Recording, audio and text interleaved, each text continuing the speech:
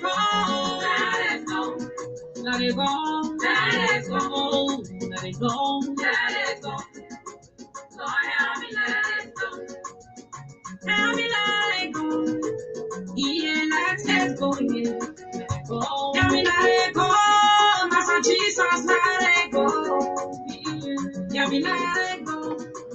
Go, go, go, go, go. Go, let it go. I'm tired, let it go. Give your heart to Jesus, let it take control. Just say to washing. I know it hurt you, and I know it's painful. No way to wait, so you have to let go. Your best friend is not your secret enemies. Let it go. Your wife is getting married to another man. Your husband are falling in love with another woman. Don't let it bother you. I say let it go. If someone overlook you because you live in zero, if they insult you because you don't have nobody, if they say you will continue to be a zobo, if they say you will continue to be a prostitute, if they say you will continue to be a beggar, you will not marry, you will not bear your own children. If they say your knee is for borrow, Sunday go to meeting, mommy can say no, Johnny Ginger. Just let it go. Jesus will change your story. Let it go. Let it go. Let it go. Let it go. Let it go. Let it go. Lord, help me let it go. Help me let it go, man.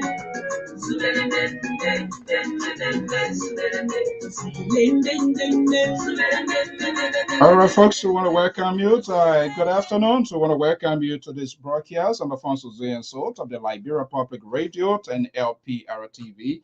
Very shortly, we're going to get this program going.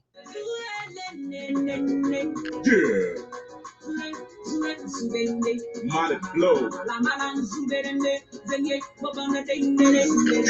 Holla. Nobody do it like you do it, you a true God. Yes. You always hear me when I say my prayer with few words. But Jenna said, if they play in this new world, be the flower every day, and while I'm still a good boy. Jehovah bigger than your problem, so just let it go. Just keep on praying, he will make a blessing overflow. To be the best and more the rest, you gotta pray more the blood of Abraham, Isaac, Jacob, the God of mighty blow. But there is power in your blood, and while I'm giving praises, yes, I got this and this, you think I'm getting. Okay, let's get a program going here very shortly. Time is fast spent. Thank you for your love, blessing, and forgiveness. So my problem, Lord, you took me from the wilderness.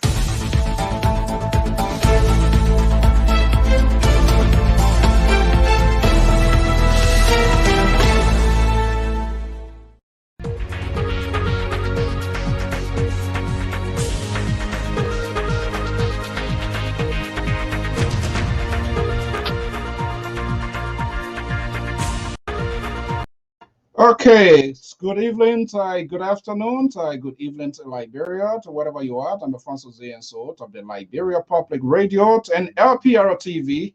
We want to welcome our viewers and listeners across the globe, wherever you are. Thank you for sharing your Sunday with us here.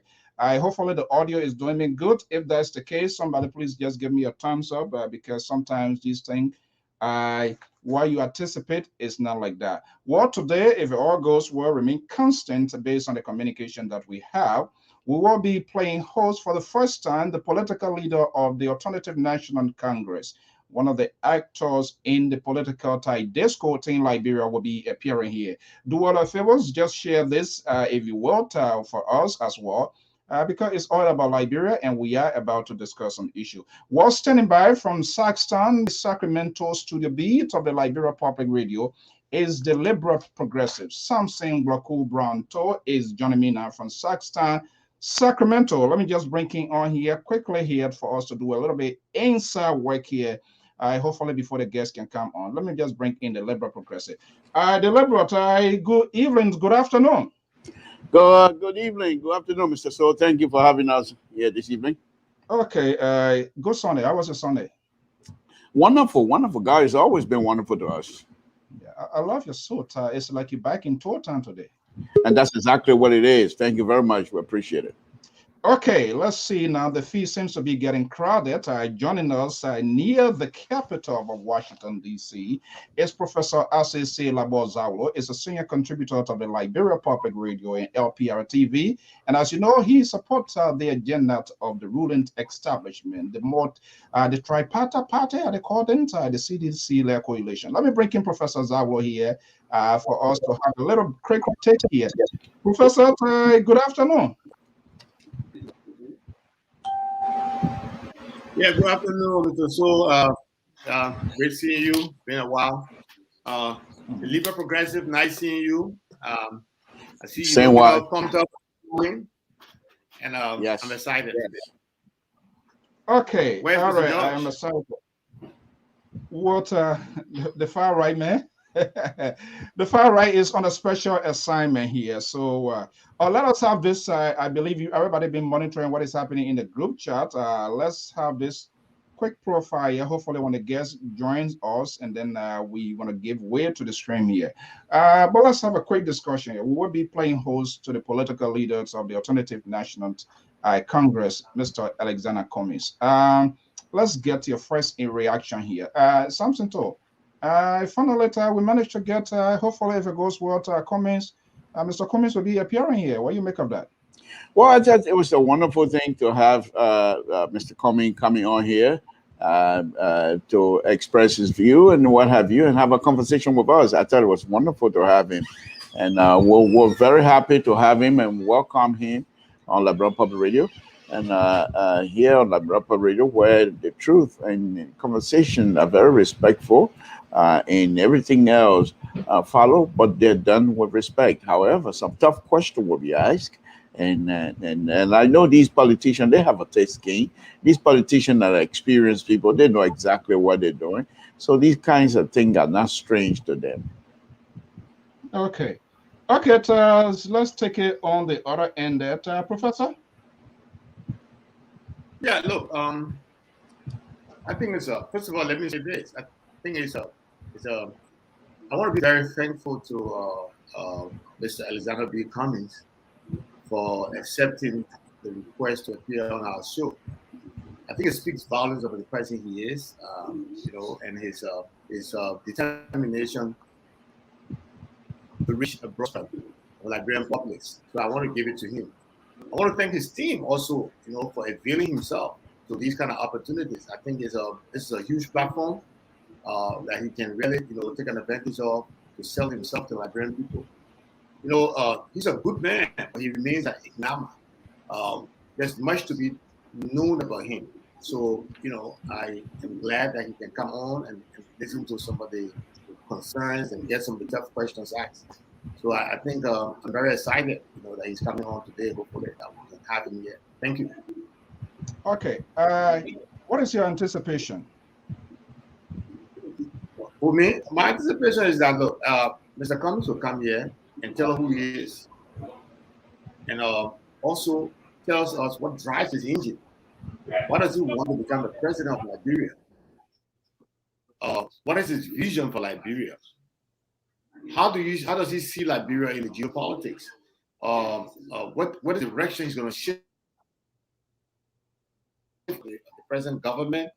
What are some of the things that have led him to to the determination that he can become a formidable candidate in our 2023 elections?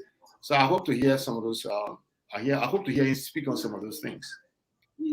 Who is Benedict Alexander Cummings? Let me go to Liberal Progressive, and we're going to shoot a little bit image here. I'm getting the message. Mr. Cummings is making preparation, and very shortly he's going to be joining us here.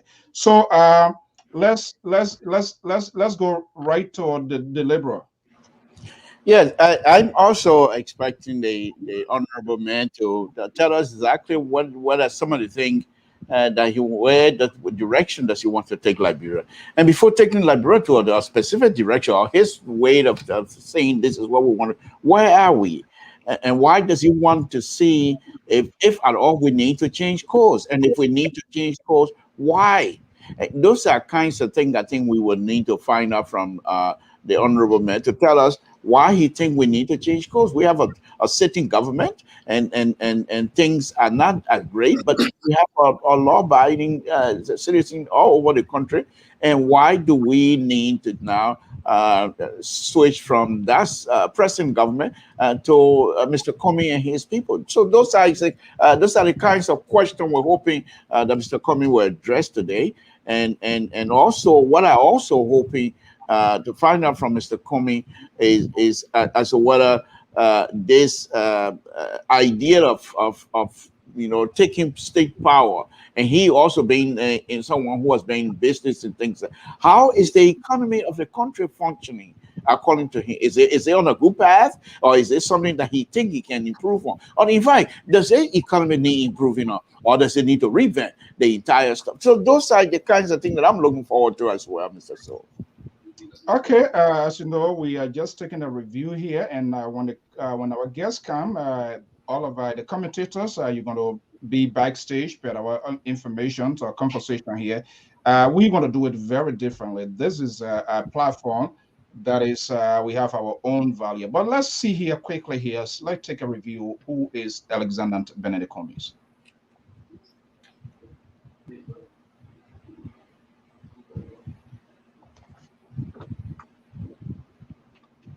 All right, let me just see what I can bring this other video here, and then we can get this ongoing here. Just bear with me a little bit.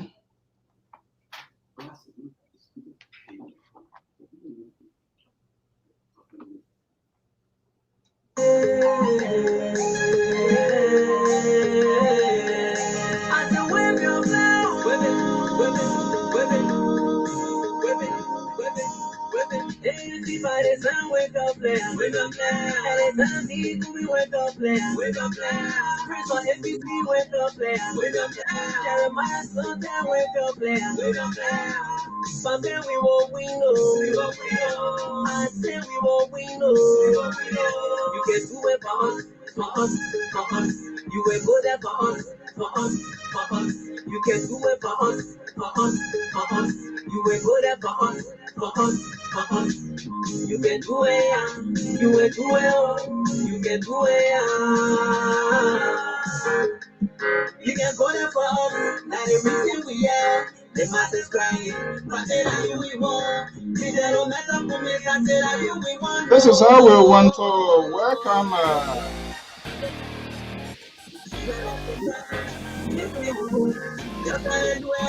It's about leadership in Africa. And until Africans demand the sort of leadership they need to fix their problems, we will have the continuous issues you suggest. Long before becoming the head of a major political party, Alexander B. Cummings was making history in the corporate world as the first Liberian to run a major section of Coca-Cola, a Fortune 500 company. First thing I can tell you about him is he has a big heart. He loves his Liberian people, and he always loved Liberian people in his country, always. He's a giving person. He likes to give people the benefit of the doubt. He'll trust you first until you.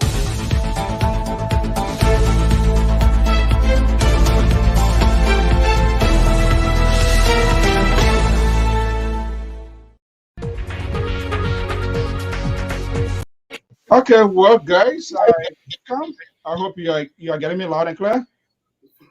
Yes, we are. We are getting you loud and clear. Okay, we want to welcome. Time is eating away. The clock is running here and there. We're being joined from Monrovia. Mike Dunn is the Lpr-Tv guy. Right, Mike, good evening and welcome. Good evening, Alfonso. I guess you guys are all doing well this hour. I'm good. Okay. How are you for this hour? Okay, great. Let's go inside the motherland Republic of Liberia. How is the capital doing this today, by the way? Well, the capital is quite very much interesting at this hour. It's just few minutes to 8 p.m. local time here. Moreover, it's kind. Yesterday, there was information that the price there was some hacking the price of the major commodity, that's rice. But later on, after a news conference yesterday, which was carried live by LPR, we also noticed that there's no shortage of the local commodity as were being speculated by some business people. So that was making some rounds in the news here. And then later on, the minister Marvin Dix, who is the acting minister of commerce and industry, said there's no need to panic. So there are sufficient rice in our warehouse or warehouses in at the Freeport of Monrovia. There are sufficient rice, so there should be no need to worry. You know, Alfonso, rice is a political commodity in this country. 1979, there was some riot about rice issue, so the government is not taking the issue of rice very likely. The availability of rice, the government is not taking it likely at all. Okay, all right. The government is not taking it lightly at all, but for some, there's a lot of history to part in here in terms of talking to folks. I close with Mr. Cummings. I had a privilege in 2020 to sit with the global chairperson, Mr. Wilfred passed away. Guys, let me just shoot this, and we're going to have a quick conversation here before he joins us. The people go to the White House, they go to meeting before they come out and ask somebody not take video.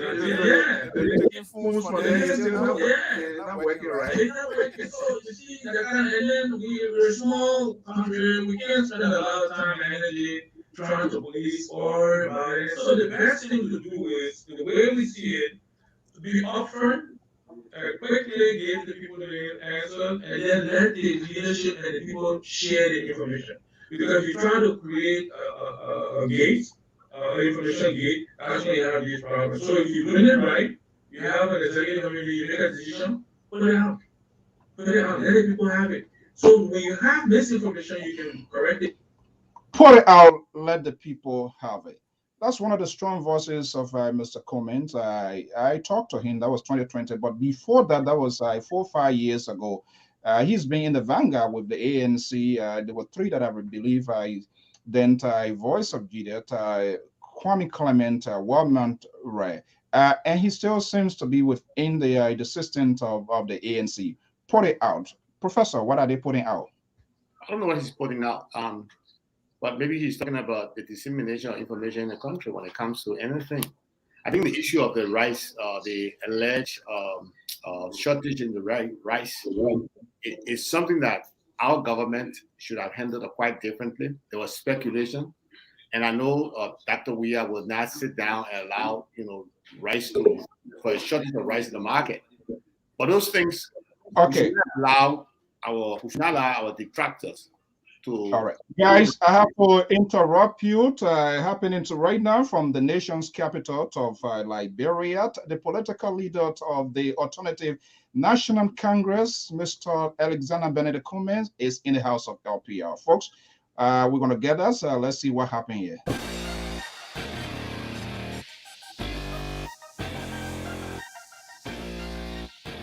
It's about leadership in Africa. And until Africans demand the sort of leadership they need to fix their problems, we will have the continuous issues you suggest. Long before becoming the head of a major political party, Alexander B. Cummings was making history in the corporate world as the first Liberian to run a major section of Coca-Cola, a Fortune 500 company. First thing I can tell you about him is he has a big heart. He loves his Liberian people, and he always loved Liberian people in his country, always. He's a giving person.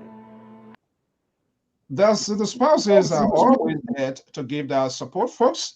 Let me just bring in our guests, and I want to get you back in the back. At some point in time, I'm going to bring cues. Let's welcome the political leader of the Alternative National Congress,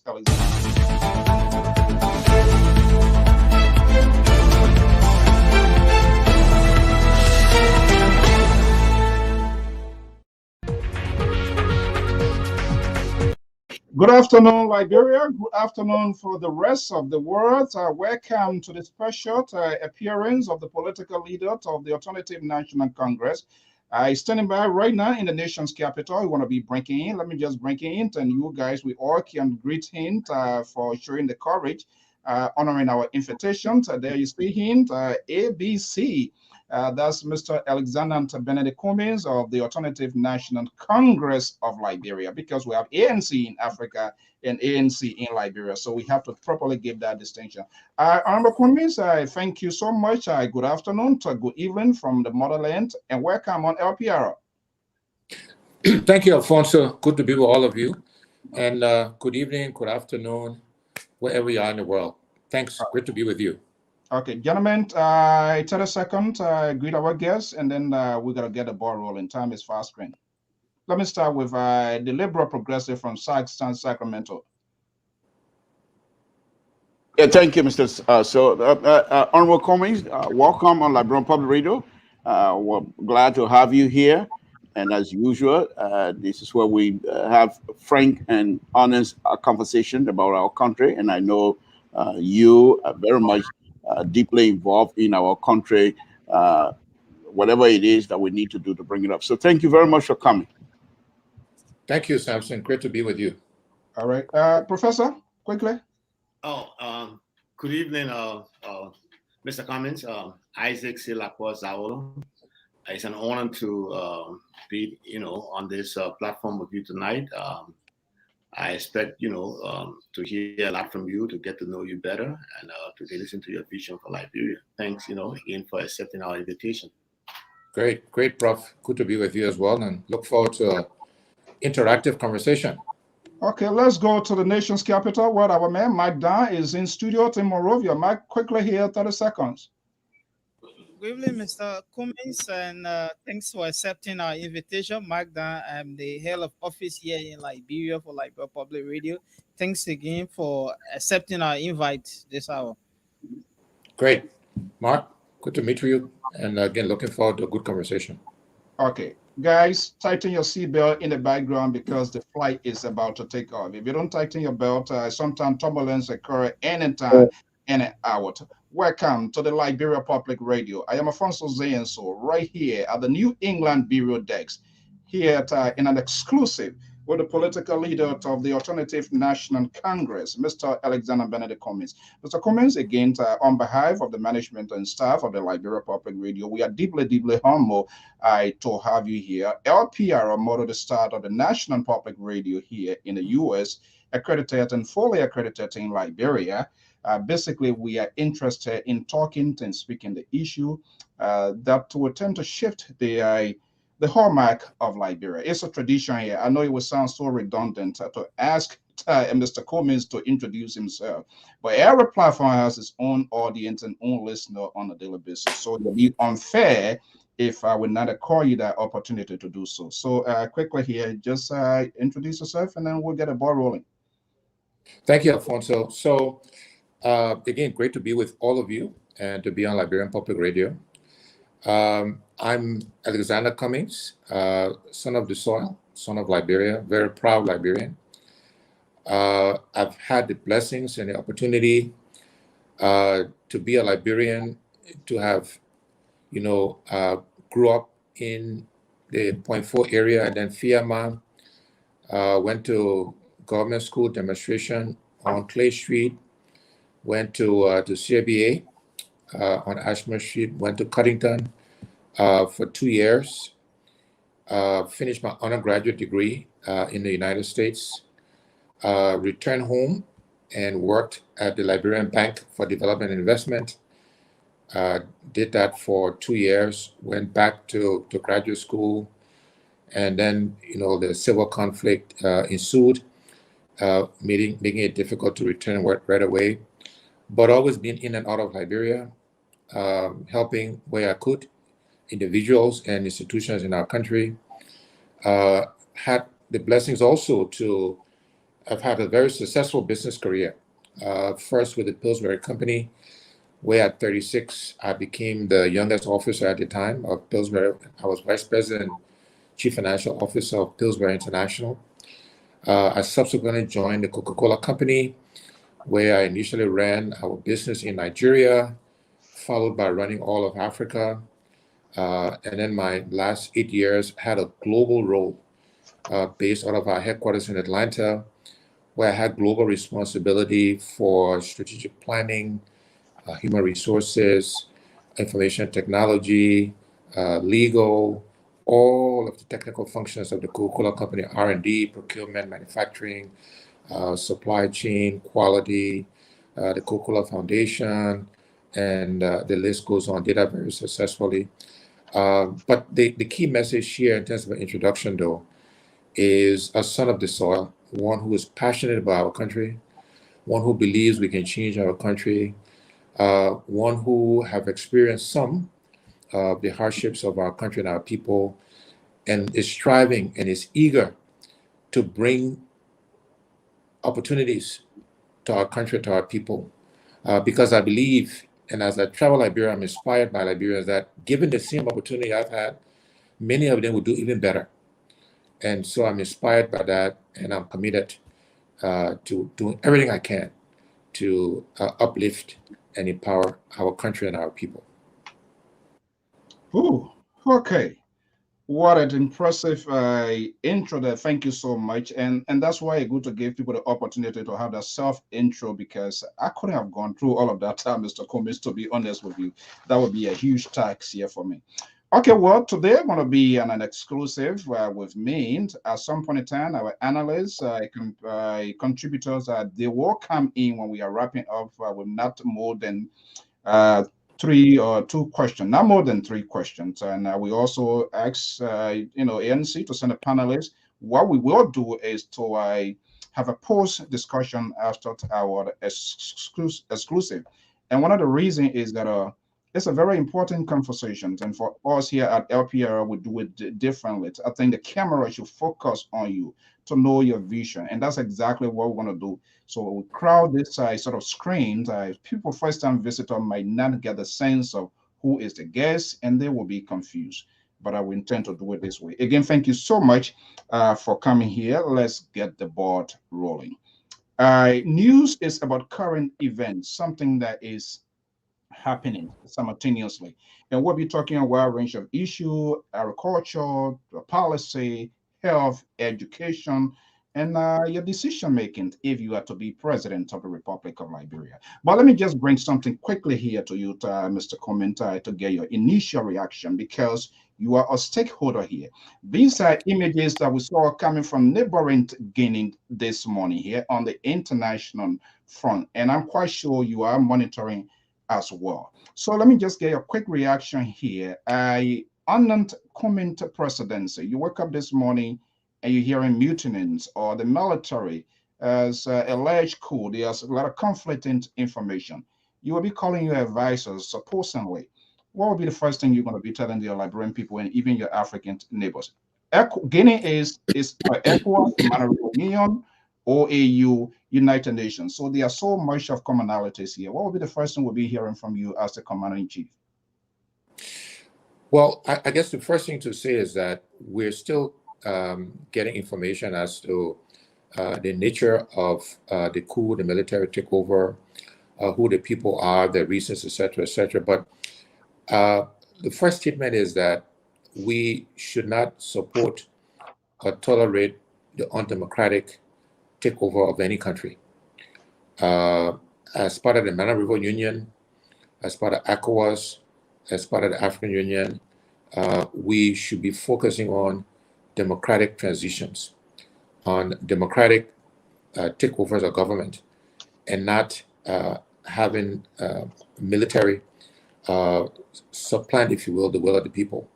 And so I think it's premature to say much more, but we do need to understand the situation, understand what's going on, call for peace and calm, so that we make sure that that there's not any loss of life in this process. And as Commander-in-Chief, I would want to understand exactly what's going on, the dynamics. I want to make sure our borders are secured and make sure there's no runoff from Guinea to Liberia in terms of this crisis, and we'll be emphasizing the need for democracy. You know, Alfonso, we've experienced this. We've experienced a military takeover. We have a recent history of unrest, civil war, killing each other. It's a slippery slope. And I caution our neighbors in Guinea to be careful in terms of this event and not let it get out of hand. And again, trying to just understand more specifically as to what's happening, what's going on. Okay, if you want, I can have you get a cup of drink, or maybe while we have this commercial here, so that we can have a conversation here. Folks, we're going to be right back here. Let's take a quick commercial so we can have our guests to get a cup of water. Katwae, what does it mean to be a woman, a Black woman, an African woman, a Liberian woman? To be a Liberian woman is Juglunu, which means remember. Remember that you are strong because of your experiences and to always be true to who you are. Yakama Juglunu. Banife, Menegaga, Nyenyengu Sui. Yawega, Kolilai. So I'm Alice Johnson Hina, and I'm going to talk to you on failing and not giving up. Mwanjama jaweyo, mwanjama iyanjaweyo, mwanjama jaweyo, mwanjama. Kake Liberia Musofindi, wole wudin. Ka Anna Talifo, Maliate. Being a Liberian woman means telling our story, our own story with no apologies and authentically. She brave. Oh baby. Farafi muso nkolo eminere. Labia muso kolo eminere. Muso lojan. You are beautiful. Okay, that's the quality and beauty of Liberia Public Radio. We always like to showcase the goodness also of our people. That's the Liberian woman base in Canada right here. Thank you so much to the Liberian community that are right there in Canada. Let's get the ball rolling. Mr. Cummings, Liberia, to your note, one of the sticky issue here is this economic challenge that is faced the country. What will be the solution to what will be potential agenda of the Cummings presidency if he's to be elected as president of the Republic of Liberia? What are those grave economic issues that will be priority number one on your desk? So, Alfonso, if I may call you by your first name, you're absolutely correct that the biggest challenge facing our country is this thing called the economy. You know, I talk about this bowl of rice or bowl of fufu or bowl of domo, bowl of GB, whatever you eat, right? That we all eat from.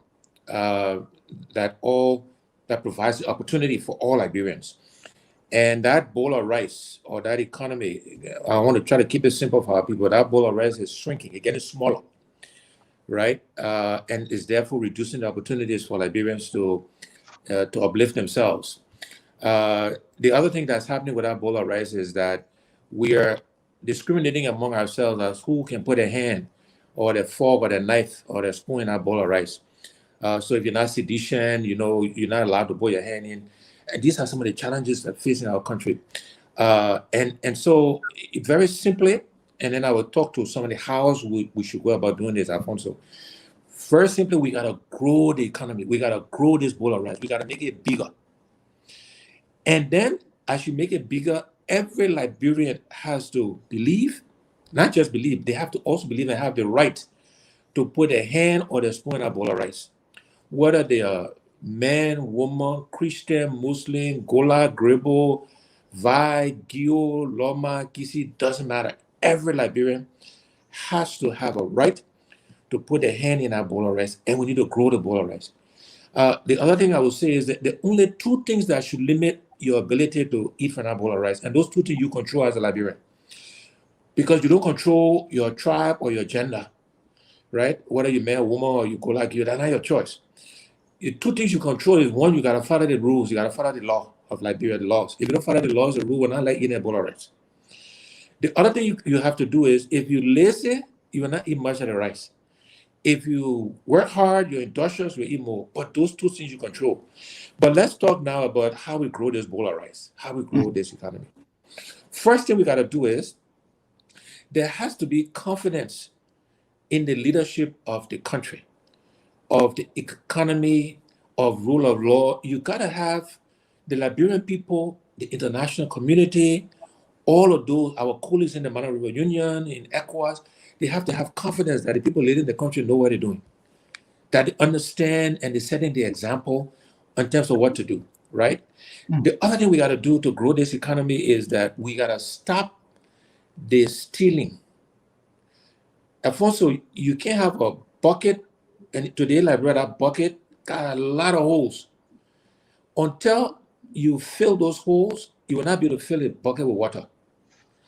So this thing about growing the economy, it starts with how do we reduce the stealing, the looting that is taking place. And there are many ways we can do that, and we'll do that. One, we got to set the example as a leader. You can't tell people not to steal and you're stealing. But we got to punish people. There got to be consequences for people who steal. We got to make sure we're paying people a living wage so they have no incentive to steal. We got to make sure we simplify our rules and regulations to make it easier for people to understand what they should be doing, what they should not be doing.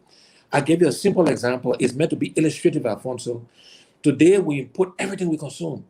So let's make it easier for things to come to the port. Let's think about going to some kind of flat rate per container. It's just easier to administer.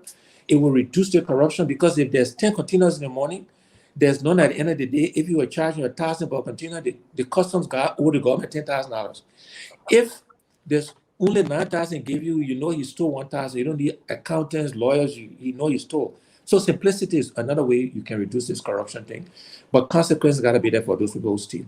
In addition to the reducing the corruption thing, we got to figure out how we create other sectors to help grow this economy. Agriculture is a big opportunity. If you look in the sub-region, you look at the Ivory Coast, you look at Ghana, the primary basis of the economy is agriculture, the agro-based. So we need to invest in agriculture so we can feed ourselves, so we can invest in cash crops, so we can grow this economy. It will help with foreign exchange, all many multiply effects to create jobs. I keep talking about other sectors we got to invest in and grow is tourism, ecotourism. The word eco is important, Alfonso, because we don't have the 5-star infrastructure to attract tourists who want, 5-star hotels, etc. But you add the word eco, and they know they're coming to live in huts. They want to ride on Lake Piso in Kino. They want to go to the Sapo forest. You will bring foreign exchange. You will create jobs for Liberian people because they're service-oriented job, easy to train people. So creating other sectors will help to grow this thing, called the economy. Attracting foreign direct investment. I could go on and on and on, but starting off with this point, I was so finished, Alfonso. Starting off with this issue of the economy is key, because we need to fix the economy and it will solve many of the issues facing our country and our people. Okay, what are you from corporate world, from the business sector here? So someone will come to the conclusion, but you used a key word is stealing, looting. Does that suggest it's ongoing right now as we speak in Liberia? Oh, absolutely. If so, the follow-up question here: how do you decide whom to trust? Because it also comes with trust and credibility. People you bring in government. How does one earn your trust in the Cummings administration?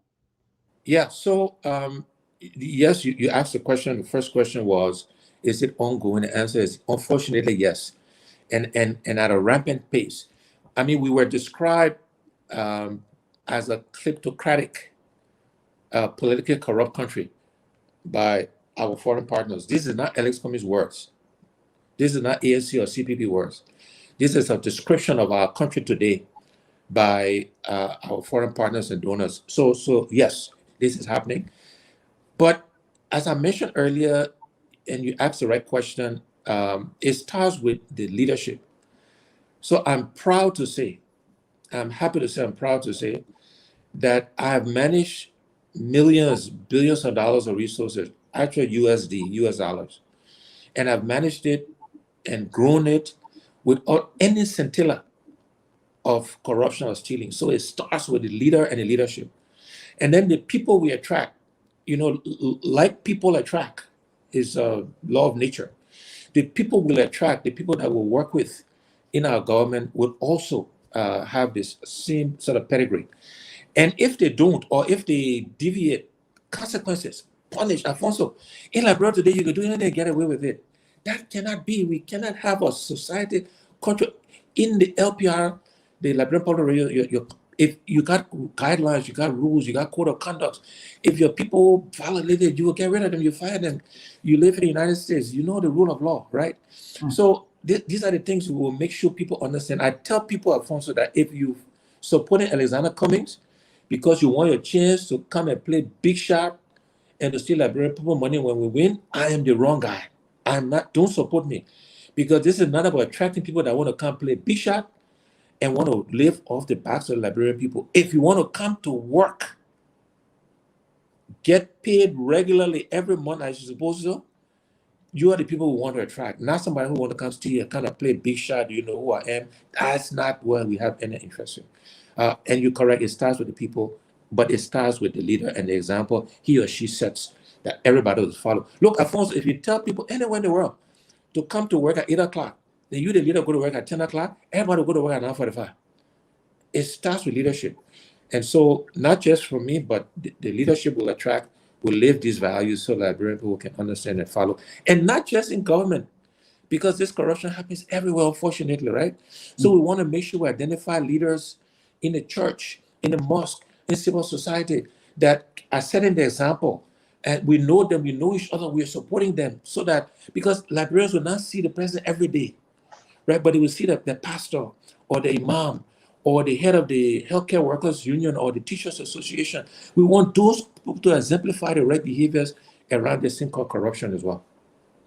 Okay, and as we talk on, I know I'm going to be repositioning myself with questions based on the answers that are also coming here. So the next follow up here will be, I'm hearing like fiscal management, accountability, be holding people accountable to their action.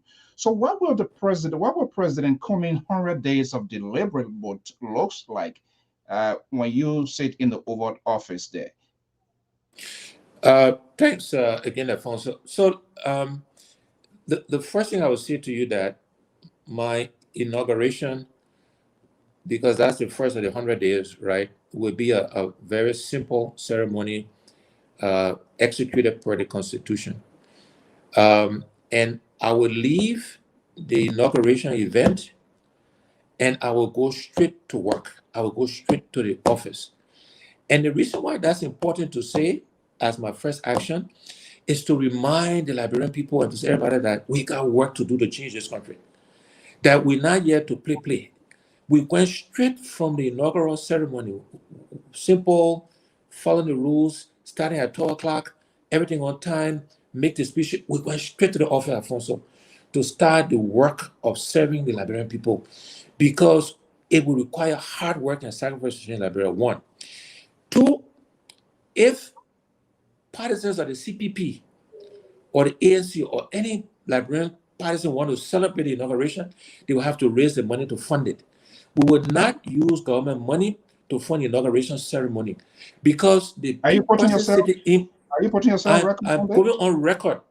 I'm going on record, Alfonso. This is being recorded, that we would not use government money to celebrate the inauguration, that any celebration would take place by private Liberian citizens raising money to celebrate, and if they invite me, I will attend.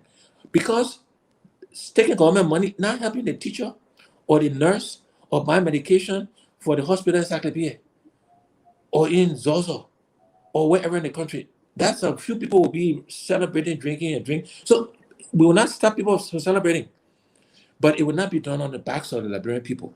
That's the second thing. Then we immediately ask for an audit of what we'll be inheriting.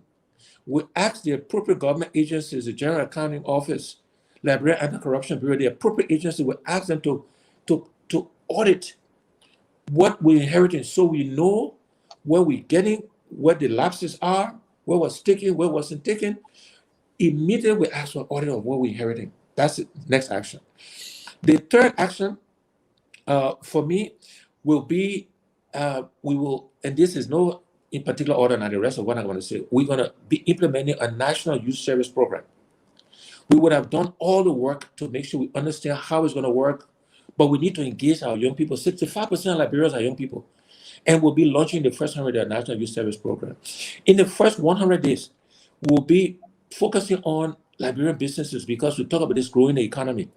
We'll be making sure we got financing and funding available through the banking system to provide both microloans to small businesses and medium-sized loans to small Liberian businesses, because financing and credit is one of the major constraints in growing the economy. And we want to grow the economy, and we want Liberians to disproportionately benefit from the growth of the economy. There will be room for everybody because we want foreign direct investments as well.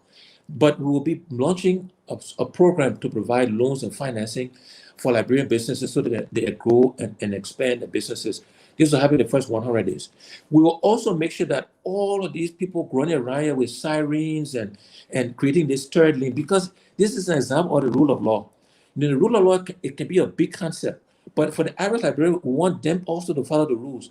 So no third lane, only the president, maybe the vice president, the speaker, the chief justice, the head of the three branches of government should be running this stuff, all this other stuff. Because when you're not feeling the pain or the traffic, there's no incentive to fix the roads, so everybody got to feel the pressure. And the only reason why we will have salary for even the president because of security reasons. But these are some examples of what will happen in the first. We will make sure our cabinet is named in the first 100 days. We'll know who. So when we go to the office from the inauguration, Alfonso, we'll be, in fact, even before we get to, we'll be announcing the various ministers and head of agencies and those sort of stuff. That will be done in the first 100 days. We'll work with the legislature to get it confirmed so they can get to work, because it will be about work. Alfonso, Liberia, far behind. It's not Ellis coming saying so. We are among the 5 poorest countries in the world after 174 years. That cannot be acceptable. That's not acceptable to me. It should be to no Liberians. And the way we change it is work and sacrifice. Not by me talking it, not by us being on this radio station because we're good at talking, right? It's not because we wish it to change. It will change because we do the work and we make the sacrifices. And I will have to set the example. I will have to lead and set the example. And Liberians will follow. Everywhere in the world, the leaders set the right example, and the organization and the people follows. Okay, let's have a conversation here. This seems, it seems to me here that the Cummings administration will be more or less holding people accountable to their actions, not necessarily for impunity purposes here. But is there any status of limitations with the audit, what we need? And before I can go over with my follow-up question, will there be a status of limitation with respect to what you meet? Whatever the law provides for, will follow. So if the law provides for certain crimes, because we will not know whether statute of limitation applies until the investigation is done to know what crime is committed. Okay. Based on the crime, if there's a crime committed and there's a statute of limitation, we can't prosecute, we won't prosecute, because we will be a government of law and order. But it does not mean you cannot or should not investigate what you're inheriting. And then based on that investigation, we'll determine whether statute of limitation applies or not. Okay, now yeah, it's my follow-up question here. Tanzania, the late John Magufuli, sitting vice president now, who is the president, is calling for an audit of the same very government that she works for.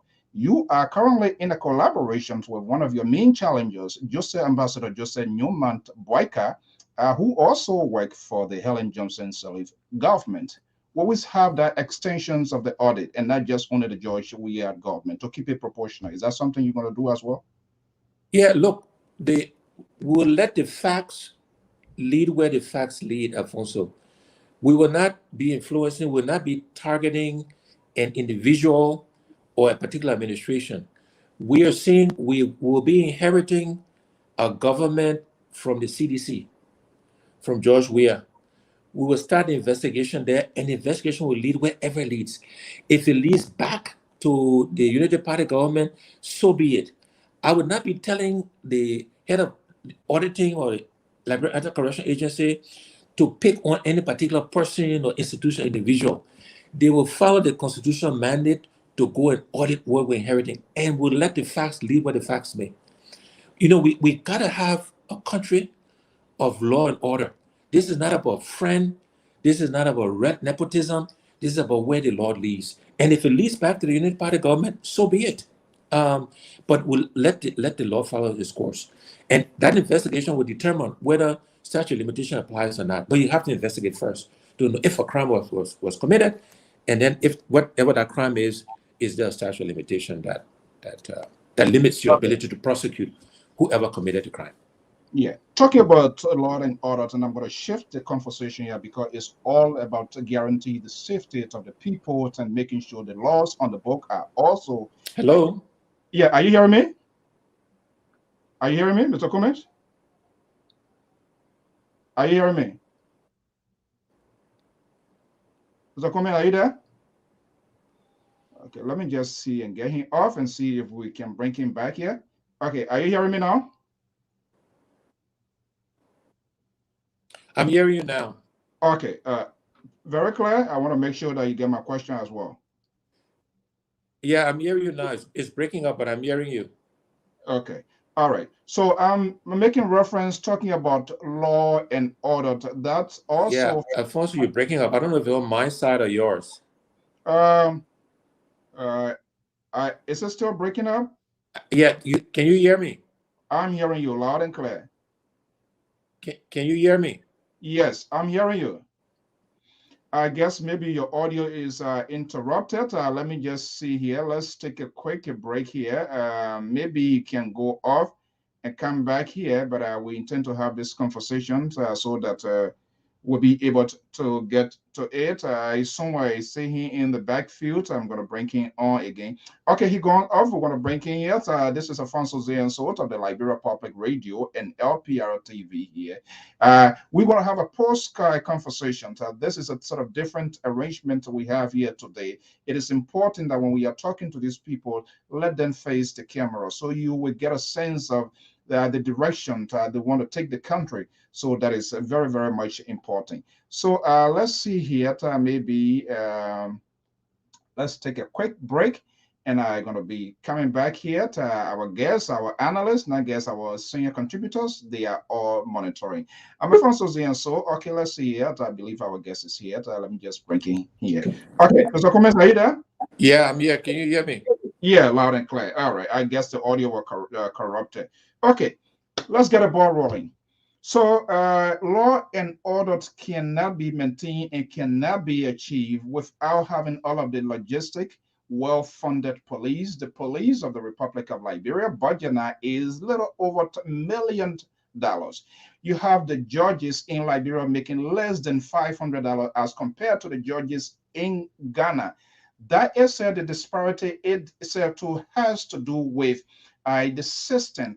How can these people fully protect the systems? When you have somebody, for example, Mr. Cummings, someone coming from America here with Yale background, lawyer, and you expect that person to make $400 and you expect that person to adequately prosecute cases in Liberia. So right now, you seems to now playing into the maybe the Ministry of Justice, the Department of Justice, the kind of police that we want to have. We have police academy. There's no graduate school for police trainings, and other things are lacking. And it is not just only on this administration here. We can go far back. All of these things are there. What do you have in plan to enhance and improve this in order for us to get the quality services that Liberia should have in terms of keeping the peace that we want? Yeah, so I mentioned earlier when we were talking about corruption, Alfonso, that one of the ways we need to stop corruption is pay people what I call a living wage, and we have to do that. But even before we talk about paying people a living wage, lawyers, judges, policemen, the soldiers in the military, healthcare workers, teachers, we got to find the money. And one of the things I've talked about, you would have read about how we can grow our revenue base. Because I've also said that all the stuff we all talk about, politicians, better healthcare, education, paying people better, none of that it will happen. There's all talk unless we can find a revenue. And I've thrown out this number that we should be at a minimum striving to get our national budget, our national revenue to $1 billion, and it should be higher over time. I mean, if we want to develop this country, we got to find the money. But we'll come back to this $1 billion, I'm sure, and I can explain some of the areas we look at to get that number. But the point is, you got to find the money to do all of these things. Assuming we find the money, and we will, yes, if you want to have rule of law, if you want to reduce corruption, part of the way you do it is to pay people a living wage. If you're not paying the policeman adequately, we'll come to his equipment and all the things, uniform, everything he or she needs. If you're not paying enough to pay the rent, to buy food, to pay the children tuition, to save a little bit so maybe he can build a house in the future or whatever. If you're not paying him or her a living wage, you encourage stealing. You encourage corruption. The man or woman, it's human nature, Alfonso. You will not starve. You will not see your children starving. And you got a chance to pull somebody over for no reason and get some money to take home to feed the family, right? So we got to pay all of these people, all of our civil servants, a living wage, and we got to pay them every month. We got to pay them regularly. So we got to find the money to do it. Because when you do that, you start in the schools. If you're not paying the teachers, they will take money from the students. They will sleep with the students for grade inflation. So all of these things are connected. And so we will find the money. We'll make sure we understand that flow, that living wage, and people will get a pay every month. Then we will hold them accountable. We'll hold them accountable. Then when they steal, we'll punish them. We'll put them in jail. We'll hold them accountable because accountability is the key. Of course, it goes beyond just the pay. You got to make sure they got the right equipment. Whether it's automobiles, computers, forensic equipment, labs to do the various testing and stuff. Make sure the courts are adequately furnished. They have what their needs are. We need to use technology. We need to invest in technology to help all of them do the work. Technology will help us leapfrog. That will cost money and resources. So we got to think about this systemically in an integrated fashion. We have to do that. We have the money, and then we'll invest to make sure, because rule of law is foundational, even growing this economy. If you want to attract foreign direct investment, Alfonso, I've been on the other side, right? Major corporation making investment decisions around the world. You will be hesitant to go into a country where corruption is rampant or the stealing is rampant. Corruption is, make that word too big. That sound too good. The stealing is rampant, where the one branch of government can interfere in the other. Because with the best of intentions, you may have to go to the courts with your partner, right? And you got to be assured that the court is independent. There are not somebody from the executive mansion or the foreign ministry will call the judge and say, my man, that my cousin there, or you do something. That we can't allow that to happen. And if we want to get serious investors, look, this government would have been in power, what, 4 years now? They have not attracted any serious foreign direct investor. There's a reason why. Many reasons why. But one of the reasons why is this weakness in the judiciary, in the rule of law. When a sitting president can orchestrate the impeachment of a sitting associate justice on bogus charges, you're not going to attract serious people to bring their money into Liberia. And so all of these things are related. And yes, we got to pay people and equipment to execute their jobs. Well, folks, I am Alfonso Ziansot of the New England Bureau Desk in an exclusive here with the political leader, one of the major political actors in Liberia, Alexander Benedict Cummings of the Alternative National Congress. We want to be going back and forth, more or less, foreign policies, economic, education, and agriculture. We intend to touch those bread and butter issue here. You talk about donation here. Let's digress here a little bit here. Is your party, the Alternative National Congress Party, is it a registered party in the United States of America? To get donors, to rally, for people to make contribution? Yes, the Alternative National Congress, ANC, it's called ANC Global, is our diaspora organization, and that diaspora organization is registered to take donations in the United States. Yes, from Liberians. From Liberians. So it's like USA or American man called a super PAC. Is that your super PAC? Yeah, you could consider it. You can consider it that. Yeah, in U.S. nomenclature, you can consider it a potential super PAC, but it is registered to take donations from Liberians. And the reason I'm asked this question here, you are part of a collaborations of all 4 political parties. A major news outlet, the African Start, reported that, and you seems to be, your party seems to pass that sort of rail land. The Liberty Party, the CDC, the Unity Party, this seems to all be in violations of this because it is stipulated in the Constitution, Article 82. You can do that, and you are part of that collaboration. Is that a hair scratching for you to have people that you are collaborating with and they are not respecting the laws on the book as well? Yeah, to be honest, Alfonso, I can't speak to that because I don't know whether or not it's true that there are allegations that they are violating the law, but the allegations, I don't know the facts. So it would be inappropriate, inopportune for me to speak to the facts, but I've heard the allegations. I hope they're not true. And if they are, I hope they're doing what they need to do to rectify that. But not appropriate to repeat an allegation that I don't have sufficient knowledge of. What I can say for sure is that the ANC is fully registered. ANC Global is filing all the necessary papers in the U.S. to legitimately accept donations from Liberians in the diaspora. Okay, all of that comes with accountability, good governance. We don't have to wait until someone gets on the airflow, and that's the reason I brought this bill in here, because potentially who want to be the next president, whether the airflow or sixth floor, you must be held accountable. Let me ask you this question here. This is a second time, potentially it will be a second run for the presidency of the Republic of Liberia.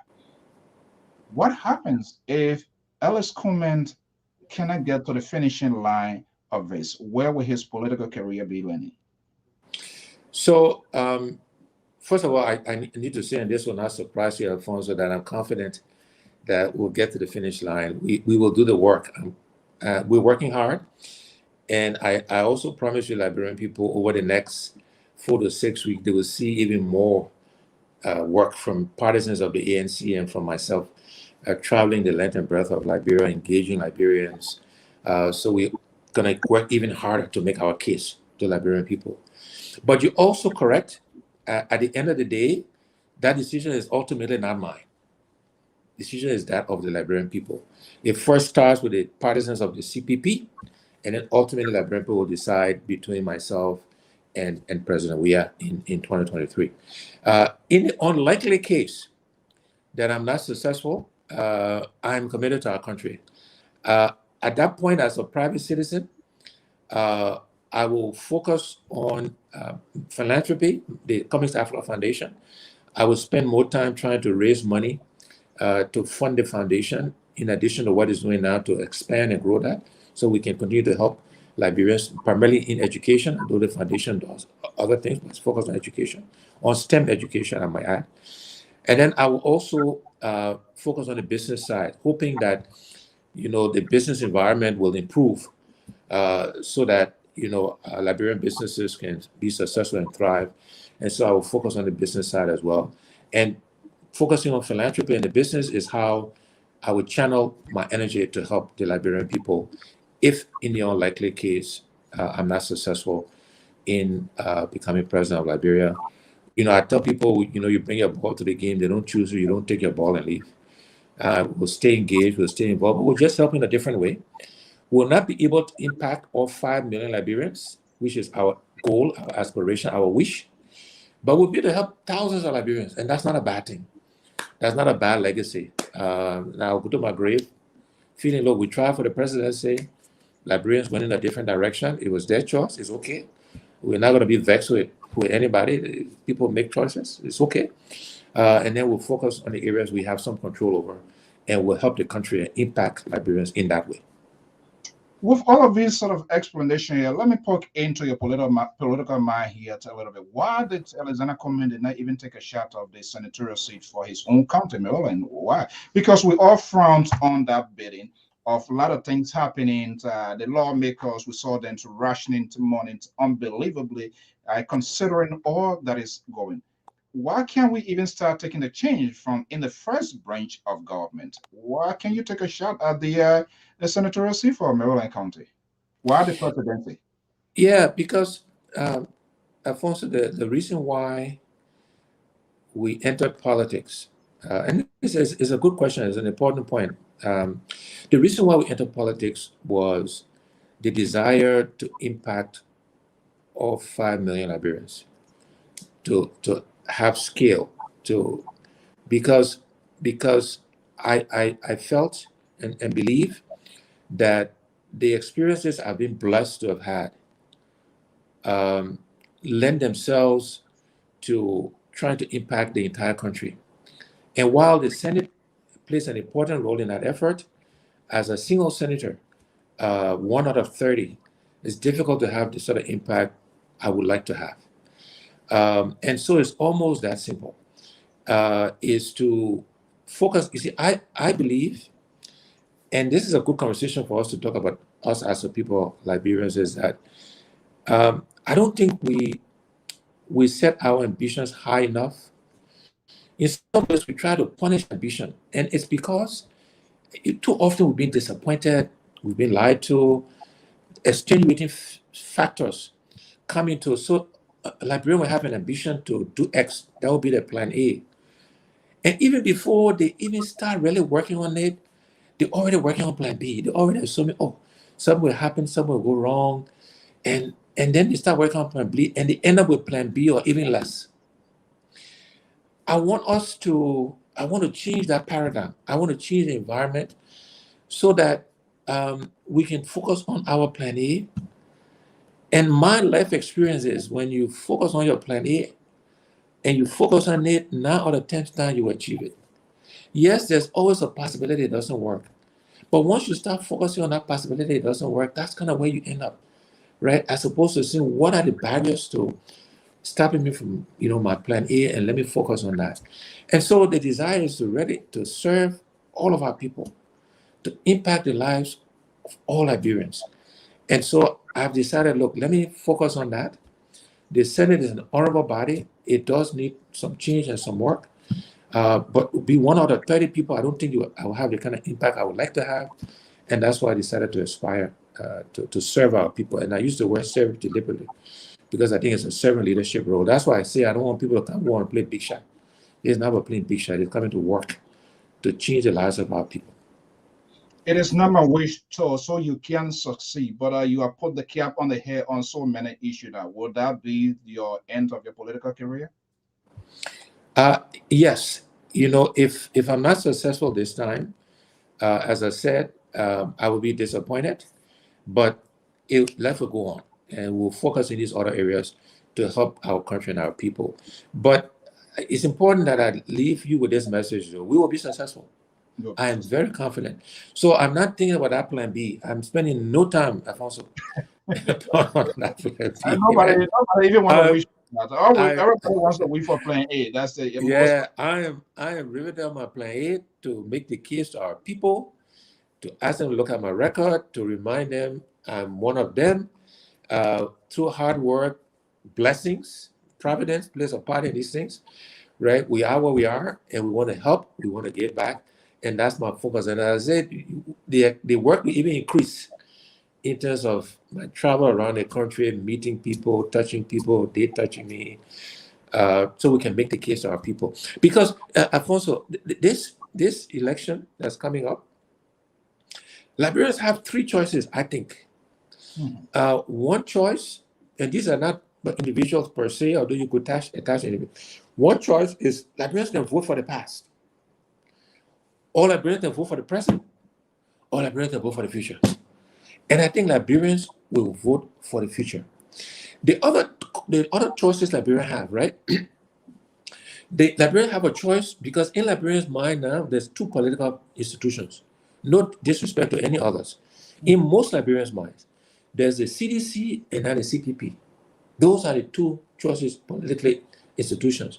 And then the other choice kind of tied to the first three I was talking about is those who want more of the same, status quo, or going back to the past, and also want to look at the future and do things differently. Because I know you've heard my saying, we can't keep doing the same thing and expect different results. That's a saying is not, I didn't say that.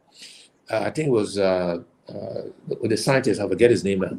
But you cannot keep doing the same thing and expect different results. And I know Liberians, that is resonating because I hear repeated all the time.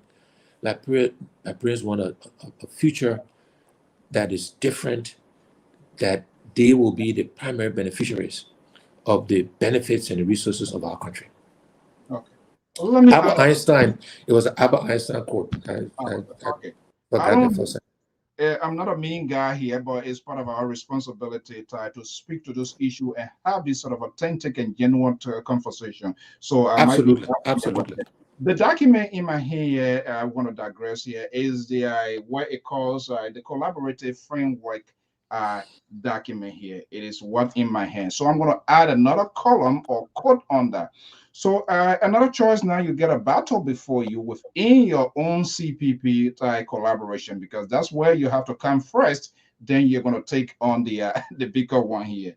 So speak to the CPP here. As far as I'm concerned, anything can change, but your main challenger now is the former vice president of the Republic of Liberia from the Unity Party. What sort of line of demarcation that we can draw to for the Liberian to understand? Because these decision makings for national leaders, they must start from bottom to top approach, not top to bottom approach. So what makes you so equipped, so firm, so strong, decisive decision making than that of the vice president, of the former vice president? Because there is also an argument on this side of experience and this and that. How can you square those out? So, you know, I'm one that focuses on what I call positive advocacy, advocating positively for myself. And I will let you in the media, Liberians, you can draw the contrast in terms of the choice before us. But I want to focus on what I bring to this challenge that Liberians in our country face. And I ask Liberians to consider the following. Again, in no particular order, but they should consider all of these things. One is, there's another thing I like to say, that the best predictor of future behavior, future performance is past behavior, past performance. So I ask the Liberian people to look at my past performance, my past behavior around integrity, around managing a large, complex organization. Alfonso, many Liberians, when they think about Coca-Cola, they think about the plant, the factory in Pinsville. I ran all of Africa for that big multinational company. What they call the market value on the New York Stock Exchange, you live in the US, of Coca-Cola is about 240 billion United States dollars. And a Liberian from Point Four was the number 2 executive in that institution globally.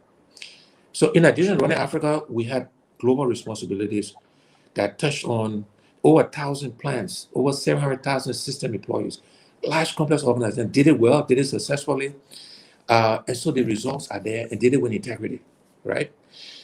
Then you got to look at what are the pressing needs facing Liberia, and it's the economy. And who understands the economy?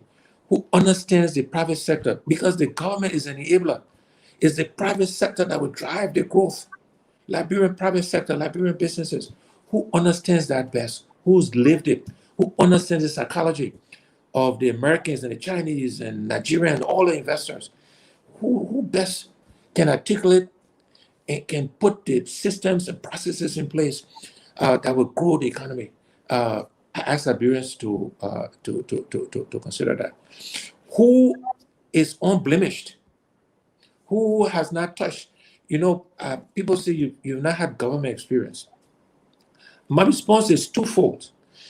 One is the experience our government, Liberia, has provided. We see the results. Liberia is among the 5 poorest countries in the world. So I'm not sure how beneficial that experience is or will be when it has not delivered for the Liberian people. So what experience am I going to get? Experience in stealing, in nepotism, experience in tribalism. That's not what the country needs. That's part of what has held us back. So let's Liberian, let's understand that this experience we're talking about. The other way I answer this experiencing, Alfonso, is managing government is managing a big complex organization. You have to deliver results. In the corporations, you measure it by growth in market share, growth in profitability, etc., etc. In government, you measure it in services to your people. Is your education system getting better? There are ways to measure, there are metrics to see are you performing or not. There are different metrics. But you got to manage people. You got to build a team, identify people. You got to make sure the team is motivated. Then you got to deliver results. You got to do this concurrently. You do that in large corporations. You do that in government. And I've done that successfully. There's a track record. It's there, right? So this is why I believe, given where the country is today, the need for change, the need to grow the economy, to create jobs for our people, right? To grow the revenue base. I believe I bring the best set of experiences to accomplish that, to do that. And that's why I want Liberians to look at. And then they can make the choice. They can make the contrast. But I'm not here to disparage my colleague in the CPP. I will not do that. I will just speak to what I believe I bring. And I believe it fits where the country is today and where the country needs to go. And that's why I say we have a choice. We can go back and vote for the past. We can vote for the present. The past didn't work. The present not working. Or we can vote and think about the future and do things differently to change our country. Would there be a time when the gloves will come out, even though you're not here to attack, but it's a race? Would there be a time where Mr. Cummings want to be pushed against the wall and he can't go through that wall, he has to come back? Would there be a time that you're going to get the gloves out? Well, I don't know it's about getting the gloves off or not. You see, this is also part of the political environment we should try to change as well. The fact is, we are all part of the CPP. The fact is, when I win, or if I win the CPP nomination, Mr. Boaka, his people will support me. If he wins, I and my people will support him. We got to keep the prize in mind. The prize is to make President Weah a one-term president. One-term president. Now the prize and the goal, Alfonso, the prize and the goal, let me just change that the prize word. The goal is to make Mr. Weah a one-term president. That's what Ambassador Boaka wants to do. That's what I want to do. So we need to all make our case to CPP partisans. Why us? And then they will compare. So Joe will make a case, I will make my case, and then the partisans of the CPP will say, okay, now Cummings bring this, Joe brings that. They will pick, they will decide. And then we come together and we make Mr. Weah one-term president. Then we'll take, in fact, even before we get it, we'll take the glove on Mr. Weah. Because ultimately, that's who we're trying to I'm trying to sense out something here. You are speaking in a very exhortatory tone, and I'm trying to get what you are saying here. There is a bounding, there is commonalities here within the CPP. So, no matter where it lays, if Boaka wins it to come on top, will Cummings go as number 2? If you are to be top in that direction, will you go as number 2? No, I think it's premature to have that conversation. Let me tell you why. Let me explain why. Right? Mm-hmm. We are to your earlier point, Alfonso. We are in a competition for the standard bearership of the CPP, and to start having the discussion about who should go number 1 and number 2, then what's the point of having the competition if we already agree that So several things to say to this. First of all, many people who are suggesting that don't want to make a choice. you know, maybe they worried that if Ambassador Walker is not on the ballot, the Unity Party people will break away. If not on the ballot, the ANC people will break away. I want to show Liberian people that the CPP will hold together. No matter who wins the nomination, we'll hold together because our goal is to make Mr. Weah a one-term president. So let's put that concern aside. The second thing I want to say to Liberian people and CPP partisans is that they need to make a choice. You know, Liberian people don't like to make people feel bad. Oh, you know, that let's just Mr. Cummings and Boga go together. No. You make a choice. It's not personal. If you believe Alexander Cummings is the president to lead Liberia, come and support me, please. And if I win the nomination, the UP guys and Joe will support me. If you believe Joe is the right person, go support Joe. I will not, Alfonso, if you, I'm not asking you, I'm being rhetorical. If you decide you want to support former vice president, we can still be friends. It's a choice. You decide he's better and you should support him. And that's, we gotta make a choice. We compromise too quickly. You know, you go into the county meet, you play the first game, you ask Nima to come to Monserrato. How is that possible? Let's right? Well, let's be comfortable with competition. Let's not settle too quickly. That's how we change the country. We gotta push each other, Alfonso. We gotta push each other. We'll get better. Look, I want President Weah to do better in the remaining time in his presidency. It will make it harder for us to replace him, but the country will be better off. That's what we should want. Everybody should be pushing in order for this country to get better. If we just keep settling, okay, Alfonso, my friend, I won't make him feel bad, and he do something wrong, I will not criticize him. So when my time comes, he can't criticize me. Like, will not change. I have no interest in that. I want to be pushed because I will push, because that's the only way we'll change our country. You can do it respectfully. You can do it all cussing people, being abusing people, but we gotta push each other. I'm not prepared to settle to be mediocre for the country's sake, not for me. And if we don't take that attitude, Alfonso, we'll not change this country. No. We'll just be playing around here. And Liberia needs step function change. Liberia needs transformation. Was transformation, folks. I'm in an exclusive with the political leader of the Alternative National Congress of Liberia, Mr. Alexander Benedict. I come and see it. I see economy to be your strength, knowing where you come from, your background from the corporate or business area here. So let's go back here. You were quoted in one of the daily saying that the government cannot be a net employer. If the statement is true or it is correct, Mr. Comment, what do you mean by that then and now?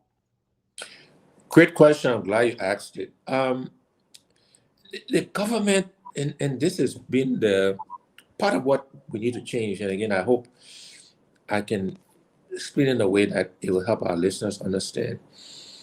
From the history of our country, and this is not new, we've been consumed with, you know, government, and when you're not in government, when you're not a minister, a assistant minister, you know, you're not able to support your family, buy your transportation, send children to school, because we have not grown the private sector.